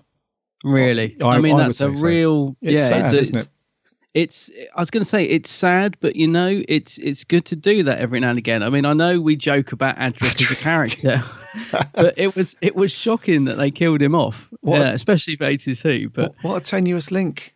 I know, because he gets killed in Earthshock, which is a Cyberman story. Actually, I've never really, I hadn't really thought it through. But it's important to do it every now and again. I think, especially in the Moff's era, where everybody keeps blimmin' living. I mean, I always think when I do watch The Empty Child where the Doctor says, just this once everybody lives, and I think, that's become so ironic now in the Moff era, because everybody lives every blimmin' week now, even Clara. So as much as I like Bill, she needs to unfortunately stay cyber, I think. I just got visions of her having a happy ending, and well, I'm not sure how she comes back from this, though. I'm not sure how. But there's a little girl in the trailer that's clearly meant to be her. Oh crikey! Did you not spot that in the new TV trailer? But I didn't want to think about it too much, because I know. As soon as I saw that, I was like, oh, here we go. There is, you know what? If say for example, if Moff was going to be on for another series of Who, then I would fully expect the Doctor to somehow reverse engineer all the work that the Cybermen have done. In the same way that he's given like Nardole a new lease of life, he's gone off and got like the lungs of somebody and the legs of somebody else. I fully expect him to do that with Bill. And at the end of it, she's all happy and roses and she's all healthy and non-cyber. Oh, you've just given me a thought there. What if he does a Nardole on Bill? Oh, come on. Oh, no. I don't know. I mean, this is the one big worry I have, actually, and that's why when you said it's going to be a long week, I was thinking it really is, because it's the one big worry I have. This episode was so good. Can he finally deliver a decent 2-part final? Can the Moffat actually do it? Will this week's be as good, if not better? Will it, or will it just be another heaven sent, hell bent, where we're like really hyped up, and then we get, are we going to be sat here next week with our heads in our hands saying, oh, Moffat. I really hope not, mate. I really, really hope we're pleasantly surprised. Yeah, he can do it. He can. Come on, you can do this, Moff. He can do it, and I stick by my first thoughts on it. I think that his hands are tied a little bit. I think he has to do it, because I think the Chibbers really does want quite a hard reset with Who. He's got his own idea. So I think so I think the Moff's hands are quite tied. The only other way that he would do it is if he saves her, but she just doesn't come back for another series in the Chibbers era. He saves her, but she goes off and we lives her normal life, which would be very Moff. But like you, I just hope that he just has some balls and just takes, and just like, yes, it's sad, and yes, it's heartbreaking, but the emotional payoff is going to be so good, because the Doctor can't save everybody. We've seen that time. As much as he likes to think he can, he can't save everybody all the time. And it would be even more heartbreaking that it's the companion that's going to go. And a good companion as well. A good companion, yeah. So I think the emotional payoff will be, I think everybody will be in floods of tears. But it's those emotions that make you come back to the show, which we've not had enough of in the Moff era. Oh, absolutely. I mean, if this was Clara, would I be feeling? I'd probably be loving it. I know that sounds awful, but I would. I'd be. Mind you, she's too short. It's a bit like a stormtrooper. Aren't you a little short to be a cyberwoman? Yeah, I think it's because always such a good companion. Should be the little cyber mutt thing in the next Doctor. The thing that sort of runs. Be a cyber shade. So, yeah. Actually, there's a point. Actually, do you have to be a certain height to be a Cyberman? Because you don't have any. They all seem similar height, don't they? You don't have any small. Oh, come on! Are we going to nitpick that? Well, because someone was saying, but if you turn Nardal into a Cyberman, he'd be a short, round Cyberman, and you just don't see them. Yeah, but they're upgraded, aren't they? Oh, so they would trim off the fat. Well, they would trim the fat and extend your legs a little bit and make you all sort of a similar size and so on. Actually, that's very true. Actually, yeah, they would. Yeah, that's the whole point of you being upgraded, so that you're in like an optimum state. Yeah. Can I just say the Moff has got a hell of a lot to tie up next week? Am I right in thinking it's an hour episode? It is 1 hour. Yes. He's going to need it. Oh, he's going to really need it because we've got 2 masters, we've got Nardal, we've got the Doctor regenerating, we've got Bill. Yeah. He's got a lot to do. Yeah. So yes, I mean, sticking with Bill for a second, I'm 99% sure that she's done for. I think so. What did you think to the tear that falls out of the mask that clearly goes on to form the shape of the Cybermen's eyes? I was fantastic. I was like, I love that. Absolutely. What a simple but great idea. I loved it. Yeah, because we see that in the more modern design, don't we? The eyes, they've got like a little circle in like the lower corners. And that's obviously, I'm not sure if the tear that comes out of Bill's eye is the basis for that, but it does seem very similar. Oh, I think it's definitely supposed to be simulating that. No, I thought it was brilliant. Love that. I think it's one of the best cliffhangers we've had in years. It's properly like, the way it ended, I was just like floored. That tear coming out of the eye at the end, I was like, oh my, brilliant. That's amazing. Yeah, and I think one of your old matey, John Levine. Oh, John Levine? Yeah, he was over at a convention. One of our listeners, Sammy, she was there and she met him and he was telling some stories and stuff. And one of the things that he said, actually, that if I'm recalling what Sammy said in the message correctly, is that he thinks that newer Doctor Who doesn't have enough good cliffhangers anymore. Yeah, I think he did say something like that. Yeah. Yeah. So I would, in a way, agree with that. And if we've had, in series 8 and 9, if we had some cracking cliffhangers like we've seen in this one, that would have really set up, because that was all 2-parters, wasn't it? Mainly. Yeah. It was all. Yeah. So if they would have really nailed the big epic cliffhanger like they have with this one, then that maybe would have kept people coming back a bit more. Because I don't know about you, but as soon as this episode finished, and I put this out on Twitter, I said it's going to be such a long week. Yeah, such a long week. And even now, it's killing me. We're recording this on Wednesday, the 28th, and it already feels like a week's gone by. Yeah. It's horrible. But it's great at the same time. It's such a double-edged sword, though, because I can't wait for Saturday. I'm willing my life away to get to Saturday. But then I'm also thinking, but when that episode ends, that is it until Christmas. And I can't stand the thought of that. So it's a real double-edged sword. But man, I just can't wait to see how this is all tied up. I know. Yeah. One thing that's really going to be a real kicker is if they still leave stuff unanswered until Christmas.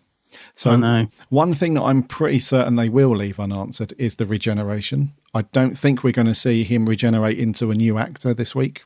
No. I don't think that's going to happen, but I do think they are going to leave it like at the end with him about to regenerate, closing titles.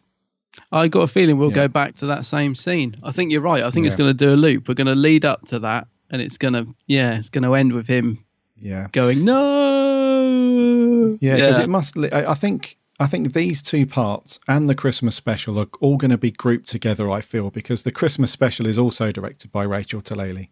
Yeah. And, so I think that her and the Moth have kind of got this big plan together. And I think the Christmas special is very much part of that.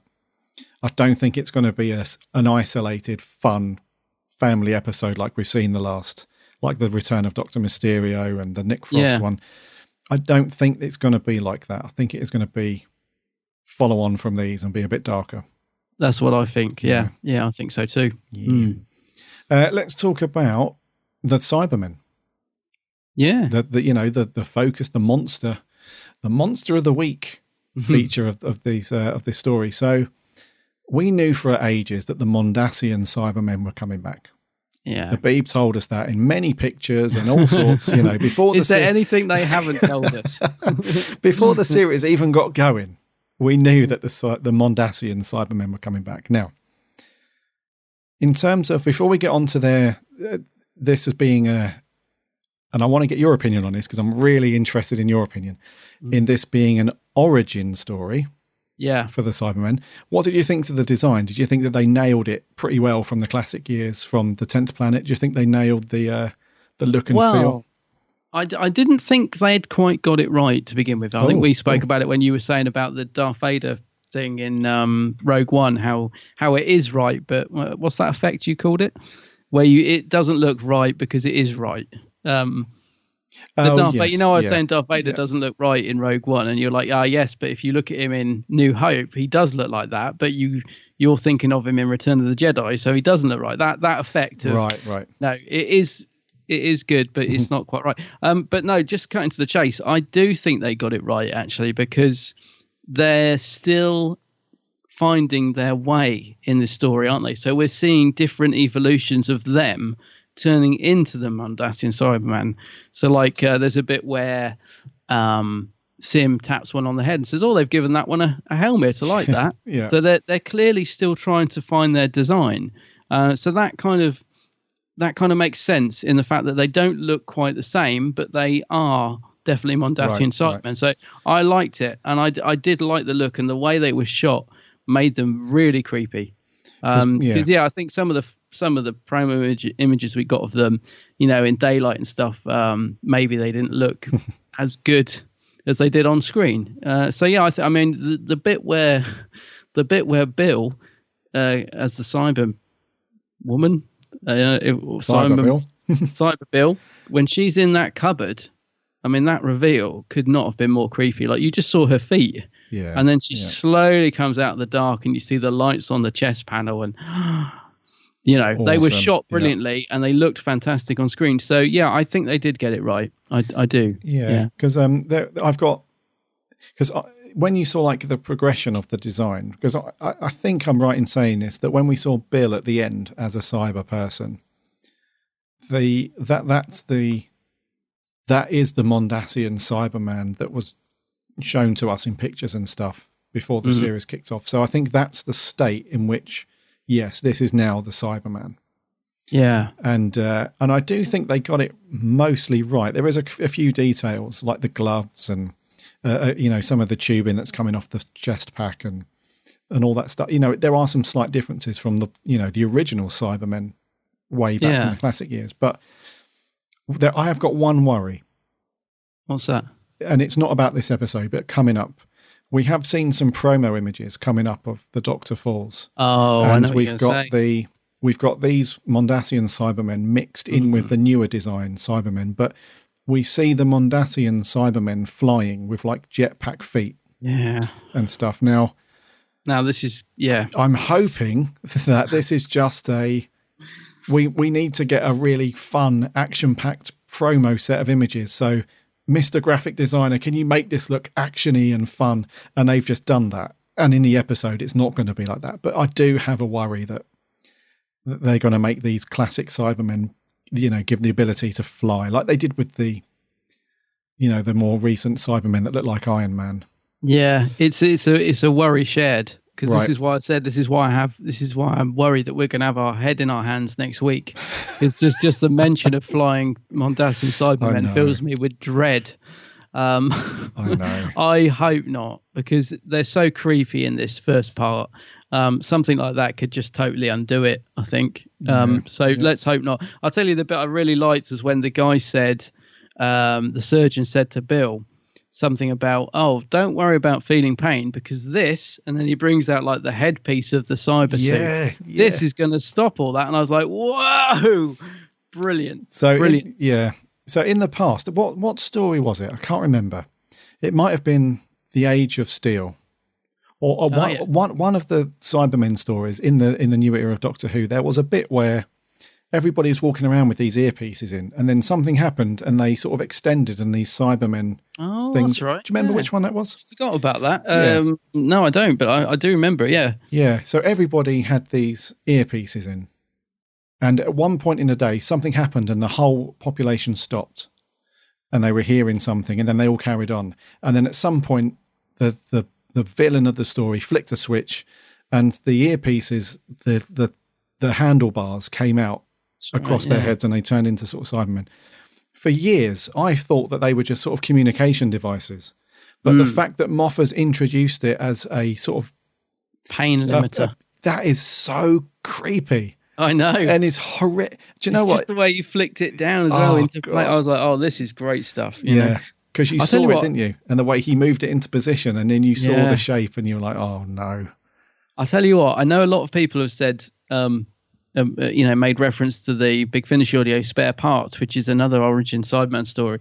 But I think possibly the Moff's given that a listen recently. I certainly hope so, because we don't want him to contradict it. And it's a long time since I've listened to it, and I don't think this did, from what I remember. But I wanted to go back and listen to that before this story, actually. I didn't get a chance. I must do that. But what I'm leading to is there's another great Big Finish story called The Silver Turk. Okay. Which is another Cyberman story with Mondasian Cybermen and the Eighth Doctor. And it's a real cracking story. So it kind of gets overlooked because everyone talks about Spare Parts, because it's a great story. But I wonder if the Moff's also given that a listen, because Silver Turk has some really great creepy moments like we got this week. In fact, a lot of creepy moments like we got this week.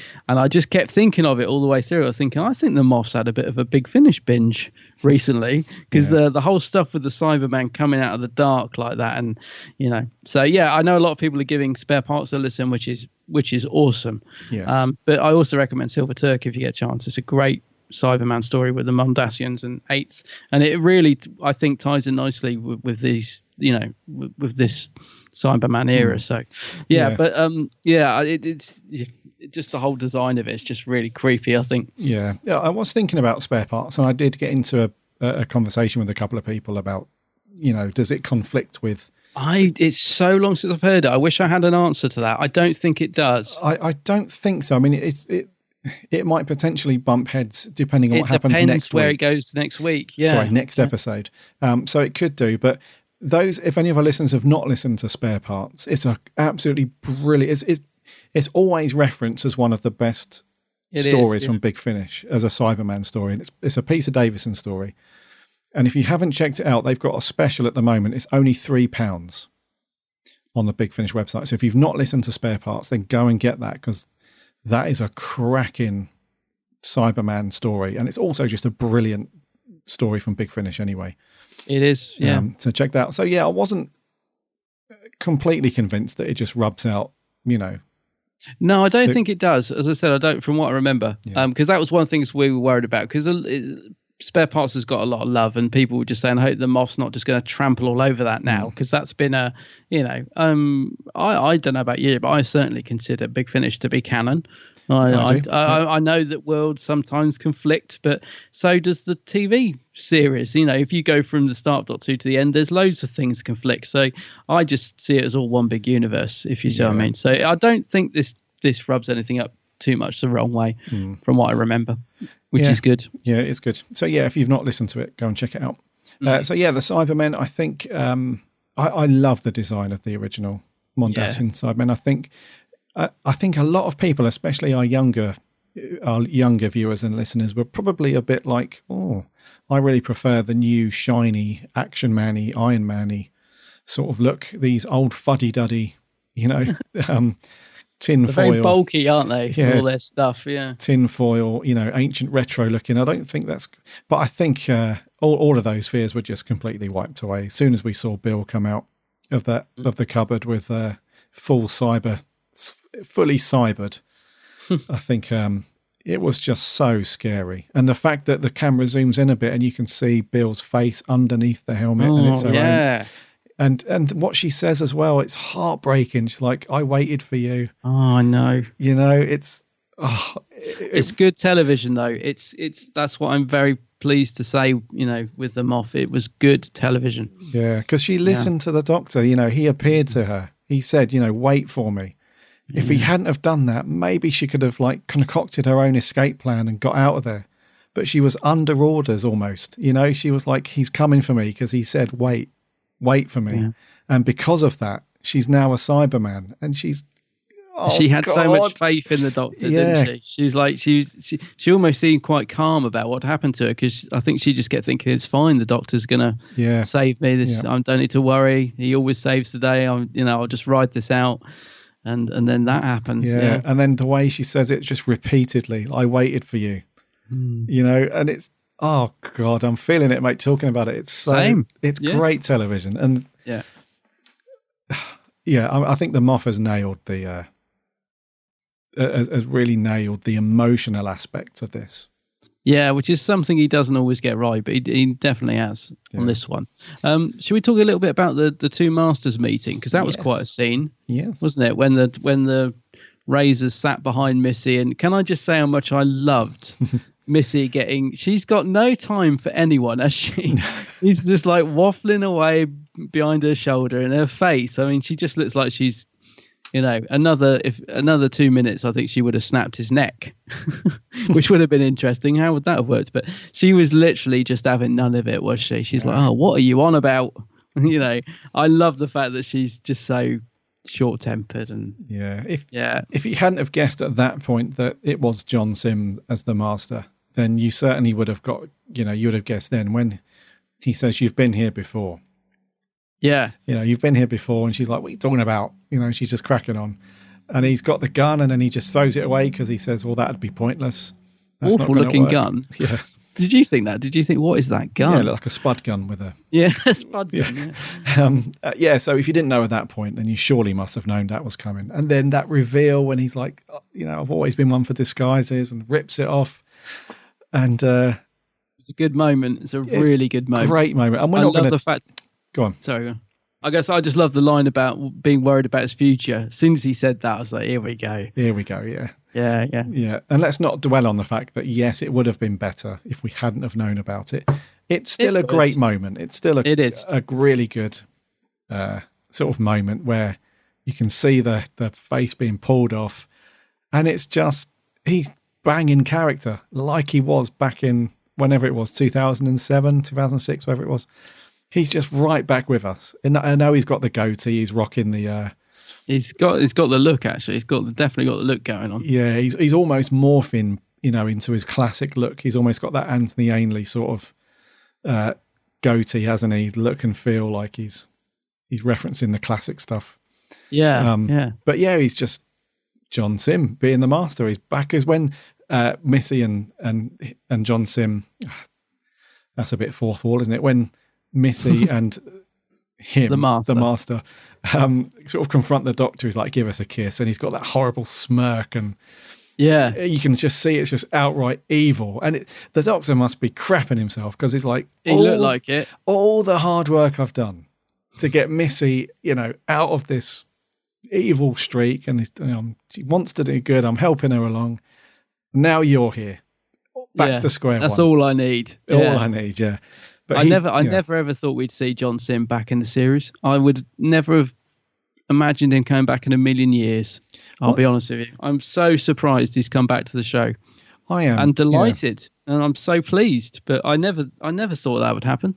No, there was a few interviews knocking about with him years ago when he said that he wasn't 100% happy with the direction given to him for the Master. He wouldn't have played it as zany and as crazy and wacky that he was instructed to do, and he would have done it slightly differently. And he didn't speak negatively about the show, but he did say that there was a few things that he wouldn't have done again. That's right. He would have toned it down, and he did find because he's famous anyway, but he did find the sort of fandom side of it a bit overwhelming. And I think he's acknowledged that. He said, I think he told someone in Tesco's to pee off when they asked for a selfie. So I think he found it a bit that he couldn't go anywhere without being hassled for a selfie and an autograph, and it didn't really sit well with his personality, I think. But I don't know, he seems to have come around to it a bit. If you watch that little interview with him on the Doctor Who page, he sort of said, I fancied giving it another go, and I loved the idea of being dressed up for the first episode, and I don't know, it seems like the Moff, again, let's give him some credit, seems like the Moff managed to talk him round. It sounds like they had a little chat over a coffee, and the Moff was like, tell you what, John, you get to dress up for the first episode. Well, that sounds fun. You can do what you like. You can tone it down. He must have done something right to get him back, because I think, I think going back a few years, Simm wouldn't have any intention of coming back, no desire to do it. It almost feels like when the Moff sat down for a coffee with Chris Eccleston. Well, I was thinking that, but it didn't quite go as well. Yeah, his sales pitch wasn't quite on point that day, was it? But for John Simm, he was having it. It was like, sign me up, take my money. Yeah. Sounds great. Yeah, it is good. I mean, it's so good to have him back. It's like you said about the look as well. He's, it's very different to, when did we last see the Master? Was it the End of Time? End of Time, yeah. Where he's got the bleached blonde hair and the hoodie, isn't he? That's it. Is that right? Yep. Yeah, and then he's going into the... Where does he go? He goes into the vortex with the Time Lords or whatever, doesn't he? Was that the last we see of it? Because I was trying to think, when did we last see the Master? How does this tie in with when we last see him? Like, how's he ended up on this spaceship sort of thing? I don't expect we'll get an answer, but... I'm not sure on that, because, he that was with we won't find out, but the End of Time, where he orders the Doctor to move out the way, and he's sort of like stamping forward and... Pushes them back, and he ends up getting engulfed in the vortex as well, whatever it is, Yeah. So whether we'll find out whether the Moff's going to give us that much detail, I doubt it. I think there's going to be a lot. I think there's going to be a lot unanswered, don't you? I think we're just going to have to go with it. I think. Yeah. What did you think to him as the character Razor? Then I thought he did that really well. I liked it. Yeah, I thought it was a real fun little. As I said, I just wish I hadn't known it was him, because it took me away from it. But I really liked his little performance as Razor. I thought it was a fun / evil character. Yeah, it's good. Yeah, it's good. And we'll have to rattle through some of this now, because time is pushing on. We are, yeah. What did you think to Capaldi throughout this? I thought, I liked him in it. A very relaxed performance from Capaldi. I thought, like when he's eating his crisps, and a fun performance, but also good when he's looking scared. And I'll tell you what I did love, that Capaldi did a bit of Venusian Aikido this week. Oh, yes. Loved that. Bit of beauty. I bet he's been dying to do that. Oh, come on. That was a moment. I thought that was awesome. How cool was that, though, when he actually mentions it as well? Because there have been times where he's kind of thrown down, and as a fan, we've said, oh, that must be Venusian Aikido or karate, whatever. But he actually says it, and it's like a little throw to the Pertwee Doctor, and you're like, yes.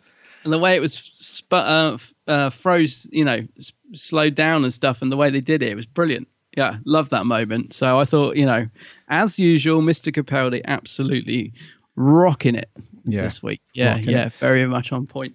On my first viewing, I thought Capaldi, I thought maybe he was a bit too lax in his performance in this one, because there are a couple of shock moments where you would, like we said earlier, when Bill gets shot. I'd like to see more reaction from him at that point, I thought he was going to go off on one there. And there was a bit later as well when he discovers that... when he discovers the Master and Missy together. But on a second watch, I thought, well, no, because, he does look quite horrified and quite taken aback. So it's probably hit him for 6, knocked him for 6. And then earlier on with Bill, I think we said, he's probably more focused on saving and rescuing her rather than kicking off that she's dead. So on a first viewing, I thought, I expected a bit more from him in a few scenes. But on a second watch, I thought, no, he's just nailed the what's needed. Yeah, I would agree with that. I would have definitely liked to see more when Bill got shot. That's the only thing I would say. I'd like to see something, even a glare, even one of those mad eyebrows raised or something.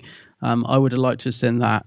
But I thought it was very nice in the scenes with Bill. When we get flashbacks to them just having a chat on the rooftop and all that, it was quite nice to get a bit of background. I will say, though, my only other slight negative that I've written down for this episode was some of the Moff dialogue in those chats. Some of it was great. I didn't like, there was a bit about the Doctor having a man crush on the Master, which I didn't particularly like. I was like, oh, that's a bit of a Moffatism there creeping in into some otherwise what I thought was really good dialogue. But no, I thought they were lovely scenes between the two of them. And it's even more heartbreaking the fact that she's like, can you guarantee you won't get me killed? He's like, well, I can't really guarantee it, but I'll pretty much do my best. And it's like, and then what's just happened. It's like, oh, wow. Oh, God. Yeah. So, yeah, it was good in those scenes. Yeah. Anything else you want to mention for our scores? I want to mention Murray Gold's music. I thought it was excellent this week. Oh, it was. Really added to the suspense and the build-up and the and just those creepy little scenes as well. It wasn't overpowering. It was just nice and, really supporting the story and not sort of in your face and overboard. I thought it was great music this week. Yeah, I did as well. There's a very haunting, it's just a vocal, I think. Don't think it's any instrumentation. Do you know that bit where it's like, ooh, it's like a really, really almost like 60s where they used to just have this warbling vocal sound that was really haunting, I thought. Yeah. Like you said, very minimal. Yeah, it was great. It really added to the atmosphere. So yeah, I thought Murray was very good this week. Yeah. Is there anything you want to mention before our scores? No, I don't think there is. I think we've covered it. Right, it's you to go first, buddy. I thought it was me. 9 out of 10. 9 out of 10. 9 out of 10 from me this week. Okay. I loved it. Snap for me. 9. Yay! Yep. I can't argue. I just can't argue with a 9 myself. No. I can't go back and think, oh, should I drop a point for this? It was just, it wasn't perfect, but then very few are, but it was very near, there. But it was just solid. Fantastic episode to watch. It had all the ingredients and it really changed up the series in a much needed way. I think, so for me, the series started off up with a 9 because we gave, where is it? We gave the pilot 8s, I think, and then Smile 7, Thin Eye 7.5. And then we dipped down a bit with the monk stuff, but now I feel we're coming up again. And I think the Moff has just saved the best until last. I really hope so. I mean, I kept thinking all the way through as well, we wouldn't have got this if the Moff had had his way. This is, I keep thinking this is the series the Moff didn't plan to do. He almost had to be talked into doing this series. And I hope he's glad that he did, because I think he's definitely upped his game from series 9. Sorry, definitely upped his game. So very good. The highest scores for us so far this series. Yeah. But what did our listeners think? Let's kick off with an audio review. This is Joe Sweeney. Well enough in time. I say it was a very good story, but there's a few issues I got with it. One was when it jumped straight in the beginning with the Doctor stable TARDIS and then merely regenerating. I felt that was really forced and it didn't really need to be there, because I think the BBC only done that just to get people hooked. And it was all just sake of marketing. So it didn't mean to be there. And that just takes away all the excitement and all the build-up for the Christmas special. And also, the Doctor didn't do nothing much, because all he was doing was being in the centre of the ship. But I really enjoyed seeing the Mundusian Sun Men. They are truly high superiors. And it was fantastic to see John Simm's Master again after 7 years after the end of time. And I love the reveal. I really wish the BBC kept a tight lid on the Master's return, because if they did, that would have been such a perfect twist, and we would have been really shocked and surprised, and because we didn't see it coming. Damn you, BBC. So overall, a pretty decent story. So I'll give a score of a 9 out of 10. I'm looking forward to next week's finale. Please, Moffat, do not screw this up. We hear you, Joe. Yeah, don't screw this up, please. Thanks, Joe. Right, over on Twitter, Mr. Dalek Emperor says, the episode was amazing. It's a shame the Moff can't write episodes like this more often. I knew it was the Master in disguise from the moment I saw him, and it's a nice throwback to classic Who, where he did that a lot in his disguise. is much better here than the one in the King's Demons. Overall, I'm looking forward to next week's Eps. Hopefully it won't be another fake regeneration before the real one. And we'll also get to see the Master's TARDIS. Oh, I'd love to. Yes. I thought we were going to get to see the Master's TARDIS this series, so I hope we do. Oh. I don't think we are now. I'd forgotten about that one. Suits you. Yeah. Still on Twitter, the Primeval podcast says, while the first part was incredible, the main meat of the finale looks to be in part 2. But John Simm was amazing in both. Was amazing both in disguise and when he does that amazing reveal scene into the Master, which startles Missy as she isn't expecting it, which would have a bigger impact if you hadn't been spoiled. Overall, a great ep. Certainly a lot better than his costume in what's the one? Time Flight, isn't it? Khaled. That one wasn't so convincing. Oh, the Buddha style looking guy. Oh, crikey, yeah. Annalise says, "Oh my God, how good was that?" Yeah. Yes. Let's have a look. We had a load of comments around the Mondasian origin stuff. Oh, just quickly, what did you think about the Master's big kind of announcement? This is the genesis of the Cybermen. Yeah. That was a cool moment. That was a cool moment. I thought it was going to be the episode title, actually, but yes, it's a good moment. Very good. Tanya Capaldi says, totally shocked. What an episode. Still thinking about it days later. Marco Bricks UK says, just puzzled and confused. In an A, that does not make any sense in timeline history. Missy and Master at the same time. Well, this is Doctor Who. Yes, well, there is that. There is that. AJ Black says, I'd have been more shocked and happy if I hadn't have known who was coming back. I'll be honest, but good enough. Good episode, though, if not amazing. Oh, okay. Yes. Let's have a look. Need to watch it again without my reviewing head on to see what I really think. That's the Theta Sigma podcast. Yeah, I know what they mean. I know what it means about the reviewing head. Yeah. Yeah.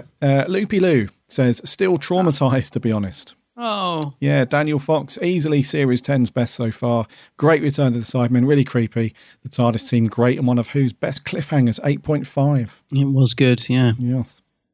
Theta Sigma follows up with, like much of the Moff's work, so much potential. Last scene, disappearing down a range of differing plot holes, and poor jokes. Oh. Theta. And let's have a look. Lastly, Sarah Louise Baggett says, I really enjoyed it. It kept me gripped the whole way through. How will it pan out? Not sure if I feel anxious or excited for the next episode.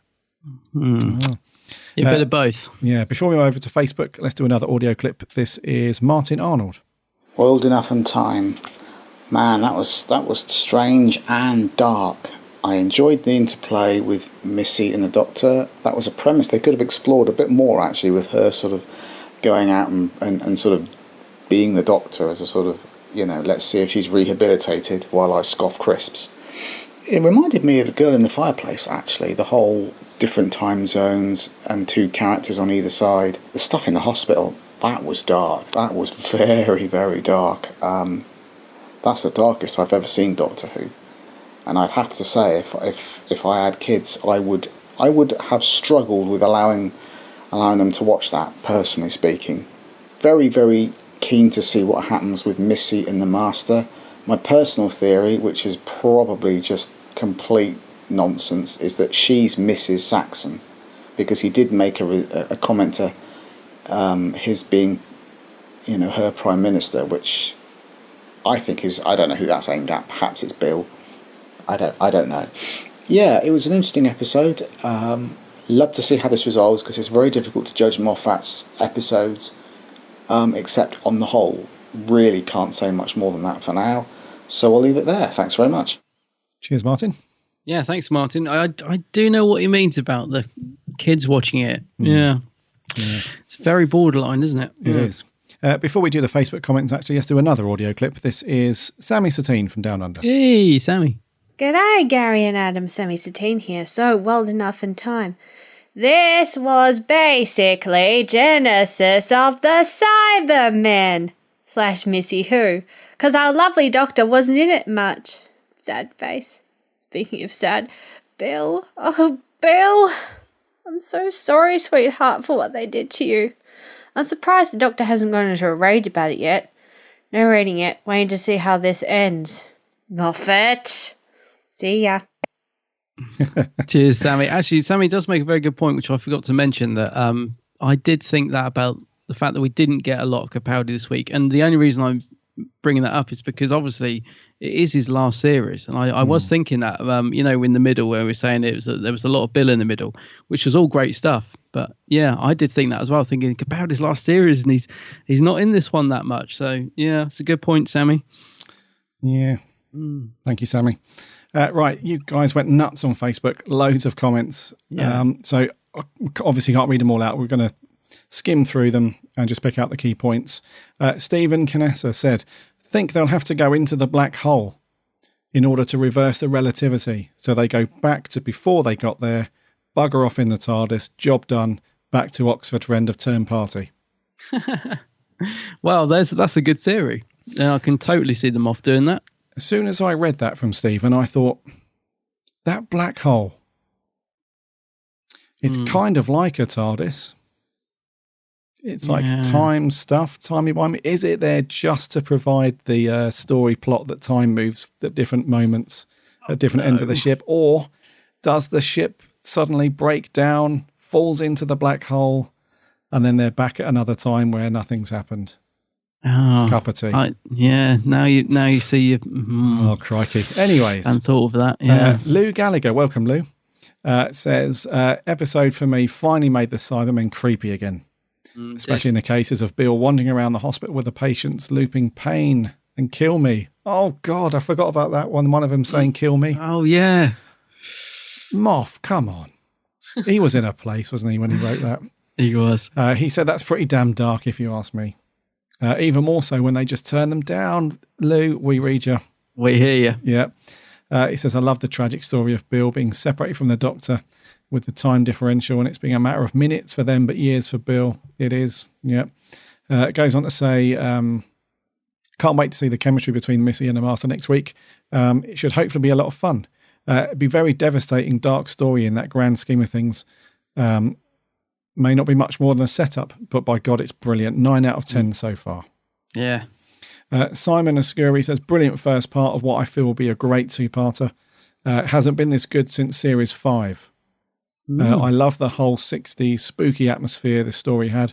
The Cybermen are actually pretty sinister. I hope that these become a regular model of Cybermen now. I would score it a 10 out of 10. Because of that beginning and the size of Capaldi's hair, it's a 12 out of 12. Maria Calaticho says, episode was very good, creepy and thrilling. Moff is such a wag with all the Doctor Who parody from Missy and calling Bill and Nardole exposition and comedy relief. Yeah. Which made me laugh. Moff really enjoys dwelling on and teasing all those dark fears. Moff will probably reset Bill's conversion next week, and this episode will become null and void in a timey-wimey way. I truly hope not, as it deserves classic status for giving us very scary Cybermen again. Yeah. We hope not, Maria. Jeff Waddle, my favourite episode since it came back. Finally, we get the best Cybermen as they should be, creepy and still obviously human. Body horror as graphic as you can get for a Saturday night TV. No real surprises, as there's not a lot to it, but my goodness, it had me gripped from start to finish. Why the hell hasn't more of Capaldi's era been of this standard?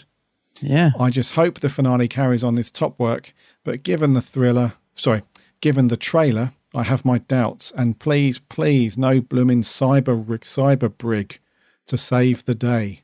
Oh no, we don't need any of that.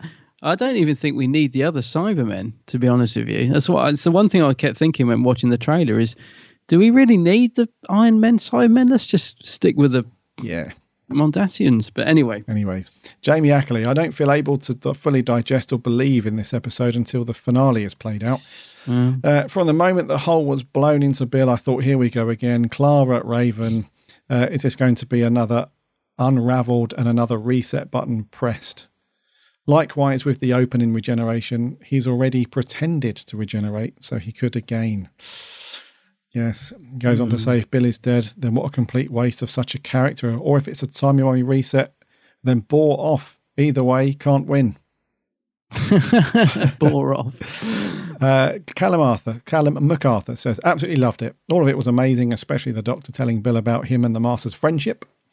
And Michelle Gomez was excellent in this episode, as always. Matt Lucas didn't have to do much to do in this episode, but he was okay. Pearl Mackie was especially amazing in this episode. And the relationship she has with the disguised master is well done. 9.5.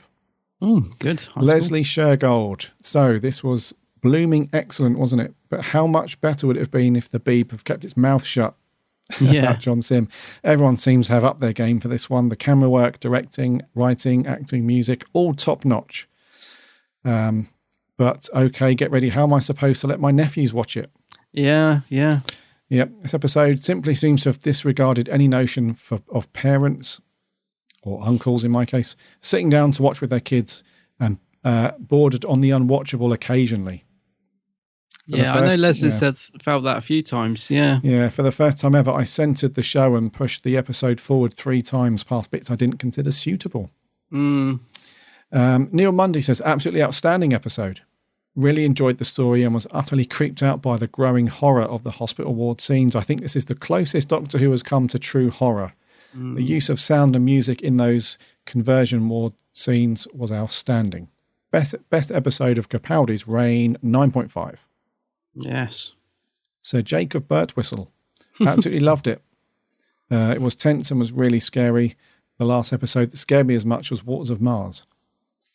9 out of 10.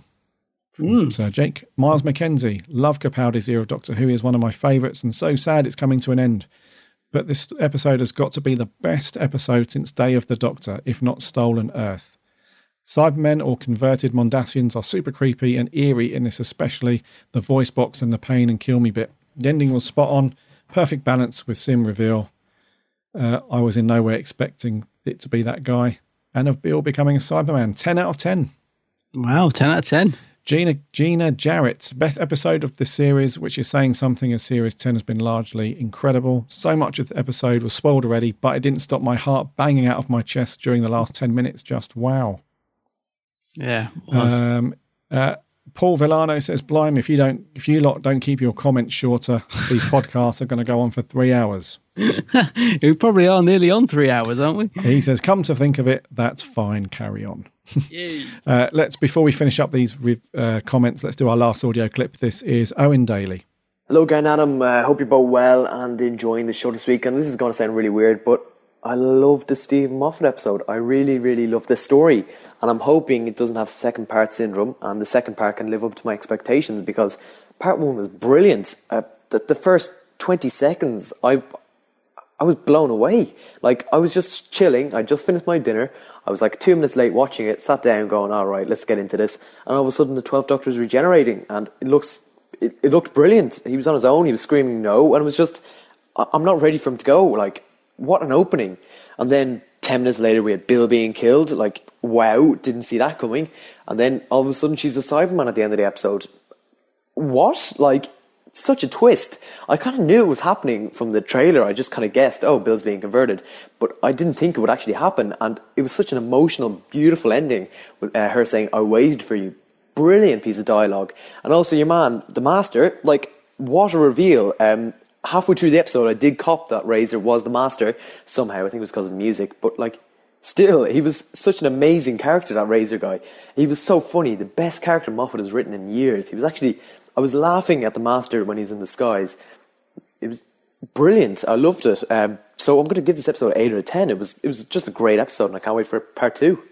Nice one, George. Owen. It's because I'm reading the comment, ready to read this comment. Sorry, Owen. Thank you.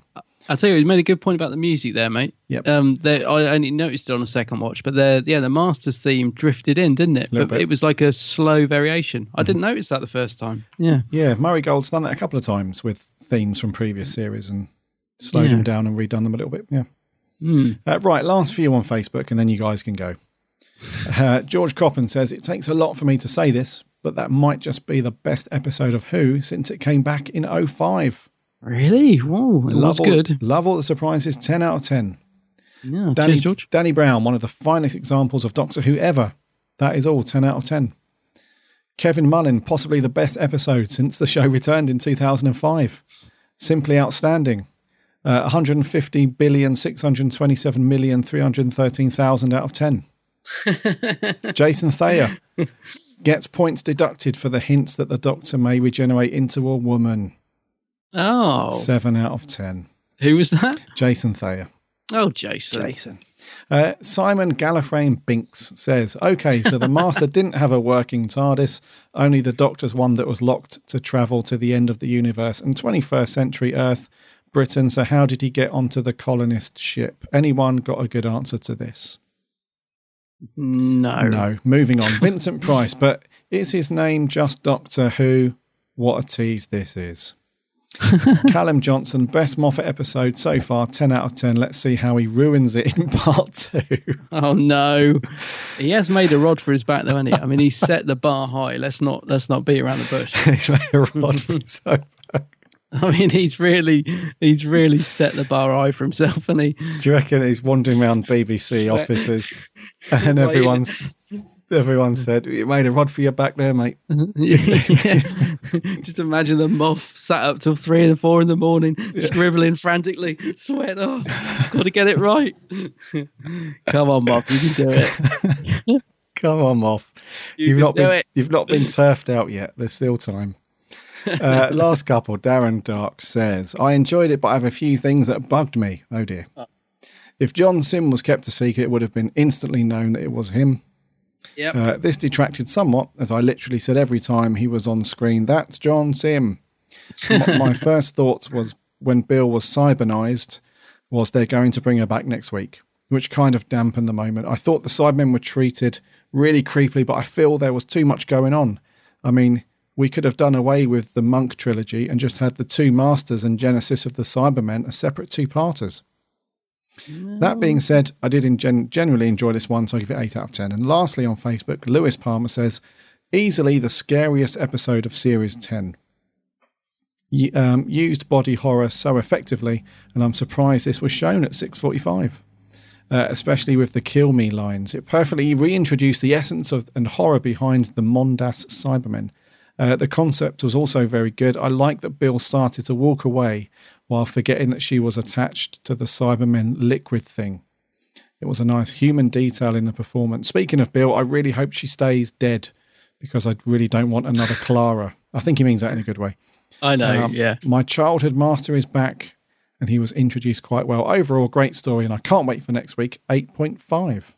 Excellent. Cheers. That does it for our Facebook page. You did a poll, didn't you, on your usual... Yeah, I was going to say, I won't read out any more comments because I got loads on Facebook and they were overwhelmingly positive. But I will quickly read out the Twitter poll this week, which was, again, overwhelmingly good. So 3% said it was poor, 1% said it was average, 13% said it was good, and then massive 83% said it was excellent. I think in a Cyberman voice, they're saying that. So yeah, overwhelmingly positive this week for this episode. So yeah. So we're all geared up, ready for another cracker this week. Another cracker. Yeah, I would say that along with the pilot and Knock Knock, this is up there with the best of Series 10. Yeah, definitely. Yeah, I think those are the standouts for me as well so far. Yeah. Yes, and I think after all that, we're going to do there for episode 148. Alrighty.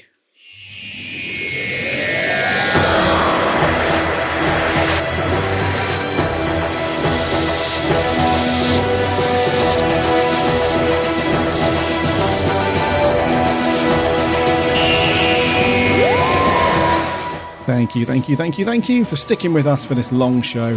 Couple of hours worth of Doctor Who waffle. Good stuff. Good stuffs.